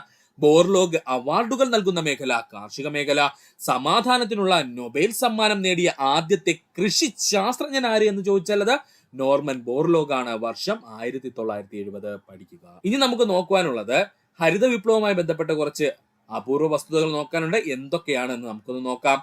നോർമൻ ബോർലോഗ് സമാധാനത്തിന്റെ നൊബേൽ സമ്മാനം ലഭിച്ചതിന് കാരണം ഉയർന്ന വിളവ് തരുന്ന ഗോതമ്പിനമായ HYVS വികസിപ്പിച്ചത് കൊണ്ടാണ്. ഇമ്പോർട്ടന്റ് ആണ്. നോർമൻ ബോർലോഗിന് സമാധാനത്തിന്റെ നൊബേൽ സമ്മാനം എന്തിനാ ലഭിച്ചതെന്ന് ചോദിച്ചാൽ ഉയർന്ന വിളവ് തരുന്ന ഗോതമ്പിനമായിട്ടുള്ള HYVS എന്ന് പറയുന്ന ഒരു ഗോതമ്പിനത്തിനെ വികസിപ്പിച്ചെടുത്തതിനാണ്. ഹരിത വിപ്ലവത്തിന്റെ പ്രാഥമിക സവിശേഷത എന്നറിയപ്പെടുന്നത് ഇരട്ട വിള കൃഷി രീതിയാണ്. പഠിച്ചോളനെ. ഹരിത വിപ്ലവത്തിന്റെ പ്രാഥമിക സവിശേഷത എന്നറിയപ്പെടുന്നത് ഇരട്ട വിള കൃഷി രീതിയാണ്. മെച്ചപ്പെട്ട ജനിതക വിത്തുകൾ കാർഷിക മേഖലയിൽ ഉപയോഗിച്ചു തുടങ്ങിയത് ഹരിത വിപ്ലവത്തിന്റെ ഫലമായി. മെച്ചപ്പെട്ട ജനിതക വിത്തുകൾ കാർഷിക മേഖലയിൽ ഉപയോഗിച്ചു തുടങ്ങിയത് ഹരിത വിപ്ലവത്തിന്റെ ഫലമായാണ്. ഒന്നുകൂടി പറയാം. അപൂർവ വസ്തുക്കളാണ് നമ്മൾ പറഞ്ഞത്. ശ്രദ്ധിച്ചോളനെ സുഹൃത്തുക്കളെ. റാങ്ക് മേക്കിംഗ് ആയിട്ടൊക്കെ ഈ ഭാഗത്ത് നിന്ന് ചോദ്യങ്ങൾ ഉണ്ടാകാം. നോർമൻ ബോർലോഗിന് സമാധാനത്തിന് നൊബേൽ സമ്മാനം ലഭിച്ചതിന് കാരണം ഉയർന്ന വിളവ് തരുന്ന ഗോതമ്പിനമായിട്ടുള്ള HYVS വികസിപ്പിച്ചത്. PSC ഇവിടെ നിന്ന് ചോദിക്കാൻ സാധ്യതയുള്ളത് HYVS എന്നുള്ള ഗോതമ്പ് വികസിപ്പിച്ച ശാസ്ത്രജ്ഞൻ ആരെന്നായിരിക്കും. അല്ലെന്നുണ്ടെങ്കിൽ ചോദിക്കും നോർമൻ ബോർലോഗ് ഹരിത വിപ്ലവവുമായി ബന്ധപ്പെട്ട് ഉൽപാദിപ്പിച്ച അത്യുൽപാദന ശേഷിയുള്ള ഗോതമ്പിനമേ എന്നായിരിക്കും. ഉത്തരമേതാണ്? HYVS ആണ്. ഹരിത വിപ്ലവത്തിന്റെ പ്രാഥമിക സവിശേഷതകൾ അറിയപ്പെടുന്നത് ഇരട്ട വിള കൃഷിരീതി എന്നാണ്. മെച്ചപ്പെട്ട ജനിതക വിത്തുകൾ കാർഷിക മേഖലയിൽ ഉപയോഗിച്ചു തുടങ്ങിയത് ഹരിത വിപ്ലവത്തിന്റെ ഫലമായാണ്. പഠിക്കുക. ഇനി നമുക്ക് നോക്കാനുള്ളത് ഇന്ത്യൻ ഹരിത വിപ്ലവമാണ്. വളരെ ഇമ്പോർട്ടന്റ് ആണ്. ഈ ഭാഗത്തു നിന്നാണ് PSC ഏറ്റവും കൂടുതൽ പ്രീവിയസ് ആയി ചോദ്യങ്ങൾ ചോദിക്കുന്ന മേഖല. അപ്പോൾ ഇന്ത്യൻ ഹരിത വിപ്ലവം. ഇന്ത്യൻ ഹരിത വിപ്ലവം ആരംഭിച്ചത് 1967, 68 കാലഘട്ടത്തിൽ. ഇന്ത്യൻ ഹരിത വിപ്ലവം ആരംഭിച്ചതെന്ന 1967, 1968 കാലഘട്ടത്തിലായിരുന്നു. ഇന്ത്യൻ ഹരിത വിപ്ലവത്തിന്റെ പിതാവ് എന്നറിയപ്പെടുന്നത് ഡോക്ടർ MS സ്വാമിനാഥനാണ്. Important point. ഒരുപാട് തവണ PSC പ്രീവിയസ് ആയി ചോദിച്ചതാണ്. പഠിക്കുക. ഇന്ത്യൻ ഹരിത വിപ്ലവത്തിന്റെ പിതാവ് എന്നറിയപ്പെടുന്നത് ആരാണ്? Doctor MS സ്വാമിനാഥനാണ്. ആരാണ്? Doctor MS സ്വാമിനാഥനാണ്. കൺഫ്യൂഷൻ ഉണ്ടാവരുത്. ഹരിത വിപ്ലവത്തിന്റെ പിതാവ് അല്ലെങ്കിൽ ലോക ഹരിത വിപ്ലവത്തിന്റെ പിതാവ് എന്ന് ചോദിച്ചു കഴിഞ്ഞാൽ അത് നോർമൻ ബോർലോഗ് ആണ്. എന്നാൽ ഇന്ത്യൻ ഹരിത വിപ്ലവത്തിന്റെ പിതാവ് എന്നറിയപ്പെടുന്നത് എന്നറിയപ്പെടുന്നത് ആരാണ്? Doctor MS സ്വാമിനാഥനാണ്. ഇന്ത്യൻ ഹരിത വിപ്ലവം ആരംഭിച്ച സമയത്ത് കൃഷി മന്ത്രിയായിരുന്നു ചോദിച്ചാൽ C സുബ്രഹ്മണ്യമാണ്. ഇതും ചോദിച്ചിട്ടുണ്ട്. ഇന്ത്യൻ ഹരിത വിപ്ലവം ആരംഭിച്ച സമയത്ത് നമ്മുടെ കേന്ദ്ര കൃഷി മന്ത്രിയായിരുന്നു ചോദിച്ചു കഴിഞ്ഞാൽ അത് C സുബ്രഹ്മണ്യമായിരുന്നു. MS സ്വാമിനാഥൻ റിസർച്ച് ഫൗണ്ടേഷൻ സ്ഥിതി ചെയ്യുന്നത് ചെന്നൈയിലാണ്. MS സ്വാമിനാഥൻ റിസർച്ച് ഫൗണ്ടേഷൻ സ്ഥിതി ചെയ്യുന്നത് എവിടെയാണ്? ചെന്നൈയിലാണ്. Indian council of agriculture research രൂപീകൃതമായത് 1929 Indian council of agriculture research രൂപീകൃതമായ ഏത് വർഷമാ? 1929. ഒന്നുകൂടി പറയാം സുഹൃത്തുക്കളെ, ശ്രദ്ധിക്കുക. ഇന്ത്യൻ ഹരിത വിപ്ലവ മേഖലയെ കുറിച്ചാണ് നമ്മൾ പറഞ്ഞുകൊണ്ടിരുന്നത്. ഇന്ത്യൻ ഹരിത വിപ്ലവം ആരംഭിച്ചതെന്ന 1967 1968 കാലഘട്ടത്തിലാണ്. ഇന്ത്യൻ ഹരിത വിപ്ലവത്തിന്റെ പിതാവ് എന്നറിയപ്പെടുന്നത് ഡോക്ടർ MS സ്വാമിനാഥനാണ്. ഇന്ത്യൻ ഹരിത വിപ്ലവം ആരംഭിച്ച സമയത്ത് കേന്ദ്ര കൃഷിമന്ത്രി ആരെന്ന് ചോദിച്ചു കഴിഞ്ഞാൽ അത് C സുബ്രഹ്മണ്യമാണ്. MS സ്വാമിനാഥൻ റിസർച്ച് ഫൗണ്ടേഷൻ സ്ഥിതി ചെയ്യുന്നത് ചെന്നൈയിലാണ്. Indian council of agriculture research രൂപീകൃതമായ വർഷം 1929 പഠിക്കുക. ഹരിത വിപ്ലവ കാലത്ത് ഇന്ത്യ വികസിപ്പിച്ചെടുത്ത അത്യുൽപാദന ശേഷിയുള്ള ഗോതമ്പിനങ്ങളാണ് കല്യാൺ സോനയും അതുപോലെ സൊണാലികയും. ഇമ്പോർട്ടന്റ് ആണ്. ഹരിത വിപ്ലവ കാലത്ത് ഇന്ത്യ വികസിപ്പിച്ചെടുത്ത അത്യുൽപാദന ശേഷിയുള്ള ഗോതമ്പിനങ്ങളാണ് കല്യാൺ സോനയും അതുപോലെ തന്നെ സോണാലികയും. ഹരിത വിപ്ലവത്തിന്റെ ഫലമായി ഏറ്റവും കൂടുതൽ ഉൽപ്പാദിപ്പിക്കപ്പെട്ട വിള എന്ന് ചോദിച്ചാൽ അത് ഗോതമ്പാണ്. ഓൾറെഡി നമ്മൾ പറഞ്ഞിട്ടുണ്ട്. ഹരിത വിപ്ലവത്തിന്റെ ഫലമായി ഏറ്റവും കൂടുതൽ ഉൽപ്പാദിപ്പിക്കപ്പെട്ട വിള ഏതാ? അത് ഗോതമ്പാണ്. കൃഷി പരാജയപ്പെട്ടാൽ സർക്കാരും രാജ്യവും പരാജയപ്പെടുമെന്ന് അഭിപ്രായപ്പെട്ട വ്യക്തി ജവഹർലാൽ നെഹ്റു. പഠിച്ചോളണേ. കൃഷി പരാജയപ്പെട്ടാൽ സർക്കാരും രാജ്യവും പരാജയപ്പെടുമെന്ന് അഭിപ്രായപ്പെട്ട വ്യക്തിത്വമാരാണ്? ജവഹർലാൽ നെഹ്റു ആണ്. എനിക്കൊരു കൾച്ചറേ അറിയൂ, അത് അഗ്രികൾച്ചർ ആണ് എന്ന് അഭിപ്രായപ്പെട്ട വ്യക്തിത്വം സർദാർ വല്ലഭായ് പട്ടേൽ. ഇത് ഒരുപാട് തവണ PSC പ്രീവിയസ് ആയി ചോദിച്ചതാണ്. എനിക്കൊരു കൾച്ചറേ അറിയൂ, അത് അഗ്രികൾച്ചർ ആണ് എന്ന് അഭിപ്രായപ്പെട്ട വ്യക്തിത്വം ഏതാണ്? സർദാർ വല്ലഭായ് പട്ടേൽ ആണ്. ഇനി നമുക്ക് നോക്കുവാനുള്ളത് ഹരിത വിപ്ലവത്തിന്റെ ഭാഗമായി ഉൽപാദനം വർദ്ധിച്ച വിളകളാണ്. ഏറ്റവും ഇമ്പോർട്ടന്റ് പോയിന്റ് ആണ് പറയുന്നത്. ഇങ്ങനെയുള്ള ചോദ്യങ്ങളാണ് ഇപ്പോൾ PSC ചോദിക്കുന്നത്. ഹരിത വിപ്ലവത്തിന്റെ ഭാഗമായി ഉൽപാദനം വർദ്ധിച്ച വിളകൾ. ഒന്നാമത് ഗോതമ്പ്, രണ്ടാമത് അരി, അതിനുശേഷം ജോവർ, അതിനുശേഷം ബജ്റ, അതുപോലെ ചോളം. ഇത്രയുമാണ് പ്രധാനമായിട്ടും ഈ പറഞ്ഞിരിക്കുന്ന ഹരിത വിപ്ലവവുമായി ബന്ധപ്പെട്ടിട്ട് ഉൽപാദനം വർദ്ധിപ്പിച്ച ഭക്ഷ്യവിളകൾ. ഇന്ത്യയിലാണ് കേട്ടോ, ശ്രദ്ധിച്ചോളണേ. ഹരിത വിപ്ലവത്തിന്റെ ഭാഗമായിട്ട് ഇന്ത്യയിൽ ഉൽപാദനം വർദ്ധിപ്പിച്ച ഭക്ഷ്യവിളകൾ ഏതൊക്കെയാ? ഗോതമ്പ്, അരി, ജോവർ, ബജ്റ, ചോളം. ഒന്നുകൂടി പറയാം. ഗോതമ്പ്, അരി, ജോവർ, ബജ്റ, ചോളം എന്നീ ഭക്ഷ്യവിളകൾക്കാണ് ഹരിത വിപ്ലവത്തിന്റെ ഫലമായിട്ട് ഇന്ത്യയിൽ ഉൽപാദനം വർദ്ധിപ്പിച്ചത്. ഹരിത വിപ്ലവത്തിൽ നിന്നും ഒഴിവാക്കപ്പെട്ട വിളകൾ പഠിക്കുക. ഇമ്പോർട്ടന്റ് ആണ്. ഹരിത വിപ്ലവത്തിൽ നിന്നും ഒഴിവാക്കപ്പെട്ട വിളകളാണ് നാടൻ ധാന്യങ്ങള്, എണ്ണക്കുരുക്കള്, പയറുവർഗ്ഗങ്ങൾ. ഇത് മൂന്നും പഠിച്ചോളണേ. ഹരിത വിപ്ലവത്തിൽ നിന്നും ഒഴിവാക്കപ്പെട്ട വിളകളായിരുന്നു നാടൻ ധാന്യങ്ങള്, എണ്ണക്കുരുക്കള്, പയറുവർഗ്ഗങ്ങള്. നാടൻ ധാന്യങ്ങള്, എണ്ണക്കുരുക്കള്, പയറുവർഗ്ഗങ്ങൾ എന്നിവ ഹരിത വിപ്ലവത്തിൽ നിന്നും ഒഴിവാക്കപ്പെട്ടിരുന്നു. പഠിക്കുക. ഒന്നുകൂടി പറയാം സുഹൃത്തുക്കളെ. ഹരിത വിപ്ലവത്തിന്റെ ഭാഗമായിട്ട് ഉൽപാദനം വർദ്ധിപ്പിച്ച ഭക്ഷ്യവിളകൾ ഏതൊക്കെയാണ്? ഗോതമ്പ്, അരി, ജോവർ, ബജ്റ, ചോളം എന്നിവയാണ്. ഹരിത വിപ്ലവത്തിൽ നിന്നും ഒഴിവാക്കപ്പെട്ട വിളകൾ ചോദിച്ചാൽ നാടൻ ധാന്യങ്ങൾ, എണ്ണക്കുരുക്കൾ, പയറുവർഗ്ഗങ്ങൾ എന്നിവയാണ് പഠിക്കുക. ഹരിത വിപ്ലവത്തിന്റെ ഫലമായി ഉൽപാദനം വർദ്ധിച്ച നാണ്യവിളകളാണ് എങ്കിൽ പഠിച്ചോളുക. അതാണ് പരുത്തി, ചണം, തേയില, കരിമ്പ്. ഇമ്പോർട്ടന്റ് ആണ്. ഹരിത വിപ്ലവത്തിന്റെ ഭാഗമായിട്ട് ഉൽപാദനം വർദ്ധിച്ച നാണ്യവിളകൾ ഏതൊക്കെയാണ്? പരുത്തി, ചണം, തേയില, കരിമ്പ്. ഒന്നുകൂടി പറയാം. ഹരിത വിപ്ലവത്തിന്റെ ഭാഗമായി ഉൽപാദനം വർദ്ധിച്ച നാണ്യവിളകൾ ഏതൊക്കെയാണ്? പരുത്തി, ചണം, തേയില, കരിമ്പ് എന്നിവയാണ്. കൂടുതൽ ഭക്ഷ്യവസ്തുക്കൾ ഉൽപ്പാദിപ്പിക്കുന്നതിന് വേണ്ടി മുന്നോട്ട് വെച്ച ആശയമാണ് നിത്യഹരിത വിപ്ലവം. ഇമ്പോർട്ടന്റ് ആണ്. അതായത് നമ്മുടെ ഇന്ത്യയില് ഒരുപാട് ജനസംഖ്യ ഇങ്ങനെ വർദ്ധിച്ചുകൊണ്ടിരിക്കുമല്ലേ. അപ്പൊ ആ ജനസംഖ്യക്ക് അനുസരിച്ചുള്ള ഭക്ഷ്യവസ്തുക്കൾ എന്ത് ചെയ്യണം? ഇന്ത്യ തന്നെ ഉൽപ്പാദിപ്പിക്കണം. അപ്പൊ അതിനു വേണ്ടിയിട്ട് നമ്മൾ കൊണ്ടുവന്നതാണ് നിത്യഹരിത വിപ്ലവം എന്ന് പറയുന്നത് കേട്ടോ. അപ്പോൾ കൂടുതൽ ഭക്ഷ്യവസ്തുക്കൾ ഉൽപ്പാദിപ്പിക്കുന്നതിന് വേണ്ടിയിട്ട് മുന്നോട്ട് വെച്ച ആശയം എന്ന് ചോദിച്ചാൽ നിത്യഹരിത വിപ്ലവമാണ്. നിത്യഹരിത വിപ്ലവം കൊണ്ടുവരുന്നതിന് കാരണം എന്തെന്ന് ചോദിച്ചു കഴിഞ്ഞാൽ അത് നമ്മുടെ ജനസംഖ്യാ വർധനവാണ് കേട്ടോ. ശ്രദ്ധിക്കുക. നിത്യഹരിത വിപ്ലവം എന്ന ആശയം മുന്നോട്ട് വെച്ചത് ഡോക്ടർ MS സ്വാമിനാഥൻ തന്നെയാണ്. നിത്യഹരിത വിപ്ലവം എന്ന ആശയം മുന്നോട്ട് വെച്ചത് ആരാ? ഡോക്ടർ MS സ്വാമിനാഥൻ തന്നെയാണ്. MS സ്വാമിനാഥന്റെ പ്രശസ്തമായ പുസ്തകങ്ങളാണ് An Evergreen Revolution, An Evergreen Revolution, Wheat Revolution, Wheat Revolution, A Quest for a World Without Hunger, The Quest for a World Without Hunger. ഈ മൂന്ന് പുസ്തകവും PSC പ്രീവിയസ് ആയി ചോദിച്ചിട്ടുണ്ട്. അതുകൊണ്ട് ഇത് മൂന്നും പഠിക്കുക. MS സ്വാമിനാഥന്റെ പ്രശസ്തമായ പുസ്തകങ്ങളാണ് An Evergreen Revolution, Wheat Revolution, The Quest for a World Without Hunger, A Quest for a World Without Hunger. ഇന്ത്യയിലെ ആദ്യത്തെ ബാങ്ക് ദേശസാൽക്കരണം നടന്നത് ഏത് പഞ്ചായത്ത് പഞ്ചവത്സര പദ്ധതി കാലത്താണ്? 4-ാം പഞ്ചവത്സര പദ്ധതി കാലത്താണ്. ഇന്ത്യയിൽ ആദ്യത്തെ ബാങ്ക് ദേശസാൽക്കരണം നടന്നത് ഏത് പഞ്ചവത്സര പദ്ധതി കാലത്താ? 4-ാം പഞ്ചവത്സര പദ്ധതി കാലത്താണ്. 4-ാം പഞ്ചവത്സര പദ്ധതി ആരംഭിച്ചത് 1969 മുതൽ അവസാനിച്ചത് 1974 4-ാം പഞ്ചവത്സര പദ്ധതി ആരംഭിച്ചത് 1969 അവസാനിച്ചത് 1974 4-ാം പഞ്ചവത്സര പദ്ധതി സമയത്ത് ഇന്ത്യയുടെ പ്രധാനമന്ത്രി ഇന്ദിരാഗാന്ധി. 4-ാം പഞ്ചവത്സര പദ്ധതി സമയത്ത് ഇന്ത്യയുടെ പ്രധാനമന്ത്രി ഇന്ദിരാഗാന്ധി. ദുർബലമായ വിഭാഗങ്ങളുടെ ഉന്നമനത്തിനാണ് 4-ാം പഞ്ചവത്സര പദ്ധതി ഊന്നൽ നൽകിയത്. ദുർബല വിഭാഗങ്ങളുടെ ഉന്നമനത്തിനാണ് 4-ാം പഞ്ചവത്സര പദ്ധതി ഊന്നൽ നൽകിയത്. സാമ്പത്തിക സാങ്കേതിക മേഖലകളിൽ സ്വയാശ്രയം നേടുക എന്നതായിരുന്നു 4-ാം പഞ്ചവത്സര പദ്ധതിയുടെ പ്രധാന ലക്ഷ്യമെന്ന് പറയുന്നത്. പഠിച്ചോളണേ. സാമ്പത്തിക സാങ്കേതിക മേഖലകളിലെ സ്വയാശ്രയം, അതായത് സ്വന്തം കാലിൽ നിൽക്കുക എന്നുള്ളതായിരുന്നു പ്രധാനമായിട്ടും 4-ാം പഞ്ചവത്സര പദ്ധതിയുടെ ലക്ഷ്യമെന്ന് പറയുന്നത്. ഇനി നമുക്ക് നോക്കാനുള്ളത് 4-ാം പഞ്ചവത്സര പദ്ധതിയുടെ നേട്ടങ്ങളാണ്. 4-ാം പഞ്ചവത്സര പദ്ധതിയുടെ നേട്ടങ്ങൾ എന്തൊക്കെയാണെന്ന് നമുക്കൊന്ന് നോക്കാം. 4-ാം പഞ്ചവത്സര പദ്ധതി ലക്ഷ്യമിട്ട വളർച്ചാ നിരക്ക് 5.6% ആയിരുന്നുവെങ്കിലും 3.3% മാത്രമേ കൈവരിക്കുവാൻ കഴിഞ്ഞുള്ളൂ. 4-ാം പഞ്ചവത്സര പദ്ധതി ലക്ഷ്യമിട്ട വളർച്ചാ നിരക്ക് 5.6% ആയിരുന്നുവെങ്കിലും 3.3% മാത്രമേ കൈവരിക്കുവാൻ കഴിഞ്ഞുള്ളൂ. പാലുൽപാദനം വർദ്ധിപ്പിക്കുന്നതിനായി ഓപ്പറേഷൻ ഫ്ലഡ് എന്ന പദ്ധതി ആരംഭിച്ചത് 4-ാം പഞ്ചവത്സര പദ്ധതി കാലത്താണ്. ഇമ്പോർട്ടന്റ് പോയിന്റ് ആണ്, പഠിച്ചോളണേ. ഇപ്പോഴങ്ങോട്ട് PSC ചോദിച്ചതേ ഉള്ളൂ. പാലുൽപാദനം വർദ്ധിപ്പിക്കുന്നതിനായിട്ട് ഓപ്പറേഷൻ ഫ്ലഡ് എന്ന പദ്ധതി ആരംഭിച്ചത് 4-ാം പഞ്ചവത്സര പദ്ധതി കാലത്തായിരുന്നു. ഇന്ദിരാഗാന്ധി 14 ബാങ്കുകളെ ദേശസാൽക്കരിച്ചത് 4-ാം പഞ്ചവത്സര പദ്ധതി കാലത്താണ്. പഠിക്കുക.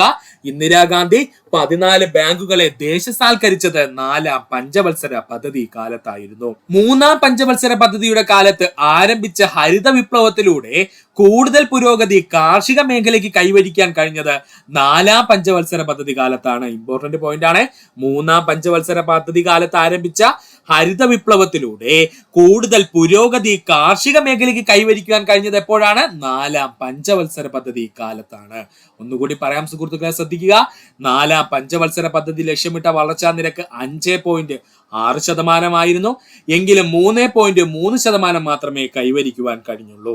പാലുൽപാദനം വർദ്ധിപ്പിക്കുന്നതിനായി ഓപ്പറേഷൻ ഫ്ലഡ് എന്ന പദ്ധതി ആരംഭിച്ചത് 4-ാം പഞ്ചവത്സര പദ്ധതി കാലത്താണ്. ഇന്ദിരാഗാന്ധി 14 ബാങ്കുകൾ ദേശസാൽക്കരിച്ചത് 4-ാം പഞ്ചവത്സര പദ്ധതി കാലത്തായിരുന്നു. 3-ാം പഞ്ചവത്സര പദ്ധതിക്ക് ആരംഭിച്ച ഹരിത വിപ്ലവത്തിലൂടെ കൂടുതൽ പുരോഗതി കാർഷിക മേഖലയ്ക്ക് കൈവരിക്കുവാൻ കഴിഞ്ഞത് 4-ാം പഞ്ചവത്സര പദ്ധതി കാലത്താണ്. പഠിക്കുക. വരൾച്ച ബാധിച്ച പ്രദേശങ്ങൾക്ക് വേണ്ടി പുതിയ പദ്ധതികൾ രൂപീകരിച്ചത് 4-ാം പഞ്ചവത്സര പദ്ധതി കാലത്താണ്. വരൾച്ച ബാധിച്ച പ്രദേശങ്ങൾക്ക് വേണ്ടി പുതിയ പദ്ധതികൾ രൂപീകരിച്ചത് 4-ാം പഞ്ചവത്സര പദ്ധതി കാലത്താണ്. ബംഗ്ലാദേശ് എന്ന രാജ്യം സ്വതന്ത്രമായത് 4-ാം പഞ്ചവത്സര പദ്ധതി കാലത്താണ്. ഇമ്പോർട്ടന്റ് ആണ്. ബംഗ്ലാദേശ് എന്ന രാജ്യം സ്വതന്ത്രമായത് 4-ാം പഞ്ചവത്സര പദ്ധതി കാലത്താണ്. 4-ാം പഞ്ചവത്സര പദ്ധതിയുടെ വളർച്ചാ നിരക്ക് കുറഞ്ഞതിന് കാരണം 1971 നടന്ന ഇന്ത്യ പാകിസ്ഥാൻ യുദ്ധമായിരുന്നു. പഠിച്ചോളണേ. ഇമ്പോർട്ടന്റ് ആണ്. 4-ാം പഞ്ചവത്സര പദ്ധതിയുടെ വളർച്ചാ നിരക്ക് കുറഞ്ഞതിന് കാരണം ചോദിച്ചാൽ 1971 നടന്ന ഇന്ത്യ പാകിസ്ഥാൻ യുദ്ധമായിരുന്നു. പഠിക്കുക. 1991 ഉദാരവൽക്കരണ നയങ്ങളിൽ ഉൾപ്പെടാത്തത് ഏതാണ്? വിദേശ കറൻസിയുമായി താരതമ്യം ചെയ്ത് ഇന്ത്യൻ കറൻസിയുടെ മൂല്യം കുറയ്ക്കുക. ഇതെന്തിന്റെ ഭാഗമായിട്ടാണ് നടന്നത്? അത് ആഗോളവൽക്കരണത്തിന്റെ ഭാഗമായിട്ടാണ് നടന്നത് കേട്ടോ. വിദേശ കറൻസിയുമായി താരതമ്യം ചെയ്ത് ഇന്ത്യൻ കറൻസിയുടെ മൂല്യം കുറച്ചത് ആഗോളവൽക്കരണത്തിന്റെ ഭാഗമായാണ് നടന്നത്. നോക്കുവാനുള്ളത് ഇന്ത്യൻ പുത്തൻ സാമ്പത്തിക നയം അഥവാ NEP 1991 ബന്ധപ്പെട്ടിട്ടുള്ള 100 പ്രീവിയസ് ക്വസ്റ്റ്യൻ ആണ്. ഇതിനകത്ത് ഇന്ത്യൻ സാമ്പത്തിക മേഖലയും കൂടെ നമ്മൾ ചേർത്തിട്ടുണ്ട്.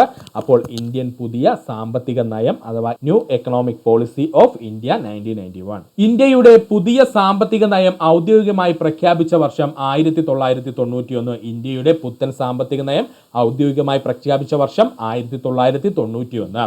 പുത്തൻ സാമ്പത്തിക നയം പ്രഖ്യാപിക്കുമ്പോൾ ഇന്ത്യയുടെ പ്രധാനമന്ത്രി PV നരസിംഹറാവു. പുത്തൻ സാമ്പത്തിക നയം പ്രഖ്യാപിക്കുമ്പോൾ ഇന്ത്യയുടെ പ്രധാനമന്ത്രി ആരായിരുന്നു? PV നരസിംഹറാവു ആയിരുന്നു. പുത്തൻ സാമ്പത്തിക നയം പ്രഖ്യാപിക്കുമ്പോൾ ഇന്ത്യയുടെ ധനമന്ത്രി ഡോക്ടർ മൻമോഹൻ സിംഗ് ആയിരുന്നു.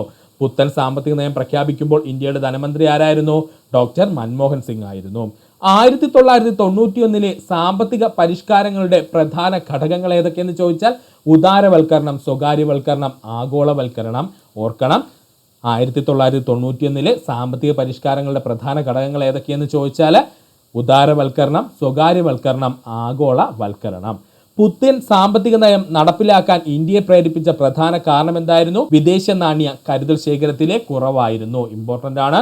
പുതിയ സാമ്പത്തിക നയം അല്ലെങ്കിൽ പുത്തൻ സാമ്പത്തിക നയം നടപ്പിലാക്കാൻ ഇന്ത്യയെ പ്രേരിപ്പിച്ച പ്രധാന കാരണം എന്തായിരുന്നു ചോദിച്ചാൽ വിദേശ നാണ്യ കരുതൽ ശേഖരത്തിലെ കുറവായിരുന്നു. 1991 സാമ്പത്തിക പ്രതിസന്ധിക്ക് കാരണമായ അന്താരാഷ്ട്ര സംഭവം 1990-91 കാലത്തിലെ ഗൾഫ് യുദ്ധം. ഇത് ഇമ്പോർട്ടൻ്റ് ആണ്. 1991 സാമ്പത്തിക പ്രതിസന്ധിക്ക് കാരണമായ അന്താരാഷ്ട്ര സംഭവം എന്നറിയപ്പെടുന്നത് എന്താ? 1990-91 നടന്ന ഗൾഫ് യുദ്ധമാണ്. ഉദാരവൽക്കരണം എന്നതുകൊണ്ട് എന്താണ് അർത്ഥമാക്കുന്നത്? സമ്പദ് വ്യവസ്ഥയിലെ സർക്കാർ നിയന്ത്രണങ്ങളും തടസ്സങ്ങളും കുറയ്ക്കുന്നതിനെയാണ് ഉദാരവൽക്കരണം എന്നറിയപ്പെടുന്നത്. എന്താണ് ഉദാരവൽക്കരണം എന്ന് ചോദിച്ചു കഴിഞ്ഞാൽ സമ്പദ് വ്യവസ്ഥയിലെ സർക്കാർ നിയന്ത്രണങ്ങളും തടസ്സങ്ങളും കുറയ്ക്കുന്നതിനാണ് നമ്മൾ ഉദാരവൽക്കരണം എന്ന് പറയുന്നത്. ലൈസൻസ് രാജ് ഇല്ലാതാക്കിയത് ഏത് സാമ്പത്തിക പരിഷ്കരണത്തിന്റെ ഭാഗമായെന്ന് ചോദിച്ചാൽ അത് ഉദാരവൽക്കരണത്തിന്റെ ഭാഗമായാണ്. ലൈസൻസ് രാജ് ഇല്ലാതാക്കിയത് ഏത് സാമ്പത്തിക പരിഷ്കരണത്തിന്റെ ഭാഗമായെന്ന് ചോദിച്ചു കഴിഞ്ഞാൽ അത് ഉദാരവൽക്കരണത്തിന്റെ ഭാഗമായാണ്. സ്വകാര്യവൽക്കരണം എന്നതുകൊണ്ട് അർത്ഥമാക്കുന്നത് എന്താണ്? പൊതുമേഖലാ സ്ഥാപനങ്ങളിലെ സ്വകാര്യ മേഖലയിലേക്ക് കൈമാറുന്നതോ അവയിലെ സർക്കാർ ഓഹരികൾ വിറ്റഴിക്കുന്ന പ്രക്രിയയെ നമ്മൾ വിളിക്കുന്ന പേരാണ് സ്വകാര്യവൽക്കരണം എന്ന്. അപ്പോൾ എന്താ സ്വകാര്യവൽക്കരണം എന്ന് പറഞ്ഞാൽ പൊതുമേഖലാ സ്ഥാപനങ്ങളെ സ്വകാര്യ മേഖലയ്ക്ക് കൈമാറുന്നതോ അല്ലെങ്കിൽ അവയിലെ സർക്കാർ ഓഹരികൾ വിറ്റഴിക്കുന്നതോ ആയ പ്രക്രിയ അറിയപ്പെടുന്ന പേരാണ് സ്വകാര്യവൽക്കരണം. ഡിസ്ഇൻവെസ്റ്റ്മെന്റ് എന്നത് എന്ത് സാമ്പത്തിക പരിഷ്കരണവുമായി ബന്ധപ്പെട്ടിരിക്കുന്നു? സ്വകാര്യവൽക്കരണവുമായി ബന്ധപ്പെട്ടിരിക്കുന്നു. പുതിയ പുതിയ വേർഡുകൾ കിട്ടുമ്പോൾ പഠിച്ചോളണേ. ഡിസ്ഇൻവെസ്റ്റ്മെന്റ് എന്നത് ഏത് സാമ്പത്തിക പരിഷ്കരണവുമായി ബന്ധപ്പെട്ടിരിക്കുന്നു? സ്വകാര്യവൽക്കരണവുമായി ബന്ധപ്പെട്ടിരിക്കുന്നു. ആഗോളവൽക്കരണം കൊണ്ട് അർത്ഥമാക്കുന്നത് എന്താണ്? ലോക സമ്പദ് വ്യവസ്ഥയുമായി രാജ്യത്തിന്റെ സമ്പദ് വ്യവസ്ഥയെ കൂടുതൽ ബന്ധിപ്പിക്കുകയും വ്യാപാരം, നിക്ഷേപം, സാങ്കേതിക വിദ്യ എന്നിവയുടെ ഒഴുക്ക് സുഗമമാക്കുന്നതും ചെയ്യുന്നതാണ് ആഗോളവൽക്കരണം എന്നതുകൊണ്ട് അർത്ഥമാക്കുന്നത്. അപ്പോൾ ആഗോളവൽക്കരണം കൊണ്ട് എന്താ അർത്ഥമാക്കുന്നത്? ലോക സമ്പദ് വ്യവസ്ഥയുമായി രാജ്യത്തിന്റെ സമ്പദ് വ്യവസ്ഥയെ കൂടുതൽ ബന്ധിപ്പിക്കുകയും വ്യാപാരം, നിക്ഷേപം, സാങ്കേതിക വിദ്യ എന്നിവയുടെ ഒഴുക്ക് സുഗമമാക്കുകയും ചെയ്യുന്നതിനെയാണ് ആഗോളവൽക്കരണം എന്ന് അറിയപ്പെടുന്നത്. വിദേശ വ്യാപാരത്തിന്റെ നിയന്ത്രണങ്ങൾ എടുത്തുകളഞ്ഞ് ഏത് സാമ്പത്തിക പരിഷ്കാരത്തിന്റെ ഭാഗമാണെന്ന് ചോദിച്ചു കഴിഞ്ഞാൽ ആഗോളവൽക്കരണത്തിന്റെ. വിദേശ വ്യാപാരത്തിന്റെ നിയന്ത്രണങ്ങൾ എടുത്തുകളഞ്ഞത് ഏത് സാമ്പത്തിക പരിഷ്കരണത്തിന്റെ ഭാഗമായ ആഗോളവൽക്കരണത്തിന്റെ. IMF അന്താരാഷ്ട്ര നാണയനിധിയിൽ നിന്നും ലോക ബാങ്കിൽ നിന്നും ഇന്ത്യ വായ്പ എടുത്തത് ഏത് പ്രതിസന്ധി മറികടക്കാനാണെന്ന് ചോദിച്ചാൽ 1991 വിദേശ നാണ്യ പ്രതിസന്ധി മറികടക്കാനാണ്. അപ്പോൾ IMF-ൽ നിന്നും ലോക ബാങ്കിൽ നിന്നും ഇന്ത്യ വായ്പ എടുത്തത് ഏത് പ്രതിസന്ധി മറികടക്കാനാണെന്ന് ചോദിച്ചാൽ 1991 വിദേശ നാണ്യ പ്രതിസന്ധി മറികടക്കുന്നതിനായി. പുതിയ സാമ്പത്തിക നയം ആരംഭിക്കുമ്പോൾ റിസർവ് ബാങ്ക് ഗവർണർ ആരായിരുന്നു? എസ് വെങ്കിട്ടരാമൻ ആയിരുന്നു. പുത്തൻ സാമ്പത്തിക നയം ആരംഭിക്കുമ്പോൾ റിസർവ് ബാങ്ക് ഗവർണർ ആരായിരുന്നു? എസ് വെങ്കിട്ടരാമൻ ആയിരുന്നു. പുത്തൻ സാമ്പത്തിക നയത്തിന്റെ ഭാഗമായി ഇറക്കുമതി ചുങ്കം കുറച്ചോ? അതെ, ഇറക്കുമതി ചുങ്കം കുറച്ചു. ഇങ്ങനെയുള്ള പോയിന്റ് ഓർക്കണം. പുത്തൻ സാമ്പത്തിക നയത്തിന്റെ ഭാഗമായിട്ട് ഇറക്കുമതി ചുങ്കം കുറച്ചിരുന്നു. വിദേശ നിക്ഷേപം പ്രോത്സാഹിപ്പിച്ചത് ഏത് നയത്തിന്റെ ഭാഗമായാണ്? ആഗോളവൽക്കരണത്തിന്റെ ഭാഗമായി. വിദേശ നിക്ഷേപം പ്രോത്സാഹിപ്പിച്ചത് ഏത് നയത്തിന്റെ ഭാഗമായാണ്? ആഗോളവൽക്കരണത്തിന്റെ ഭാഗമായാണ്. ഫിൽ അഥവാ ഫോറിൻ ഇൻസ്റ്റിറ്റ്യൂഷണൽ ഇൻവെസ്റ്റ്മെന്റ് എന്നത് ഉദാരവൽക്കരണ നയത്തിന് പ്രാധാന്യം ലഭിച്ചോ? അതെ, ഫിൽ അഥവാ ഫോറിൻ ഇൻസ്റ്റിറ്റ്യൂഷണൽ ഇൻവെസ്റ്റ്മെന്റ് എന്നതിന് ഉദാരവൽക്കരണ നയത്തിൽ പ്രാധാന്യം ലഭിച്ചിരുന്നു. FDI അഥവാ ഫോറിൻ ഡയറക്റ്റ് ഇൻവെസ്റ്റ്മെന്റ് നയത്തിൽ മാറ്റം വരുത്തിയത് എന്തിന്റെ ഭാഗമായാണ്? ആഗോളവൽക്കരണത്തിന്റെയും ഉദാരവൽക്കരണത്തിന്റെയും ഭാഗമായിട്ട്. FDI അഥവാ ഫോറിൻ ഡയറക്റ്റ് ഇൻവെസ്റ്റ്മെന്റ് നയത്തിൽ മാറ്റങ്ങൾ വരുത്തിയത് എന്തിന്റെ ഭാഗമായ? ആഗോളവൽക്കരണത്തിന്റെയും ഉദാരവൽക്കരണത്തിന്റെയും ഭാഗമായാണ്. പൊതുമേഖലാ സ്ഥാപനങ്ങളുടെ പങ്ക് കുറയ്ക്കാൻ ശ്രമിച്ചത് ഏത് പരിഷ്കരണത്തിലാണ്?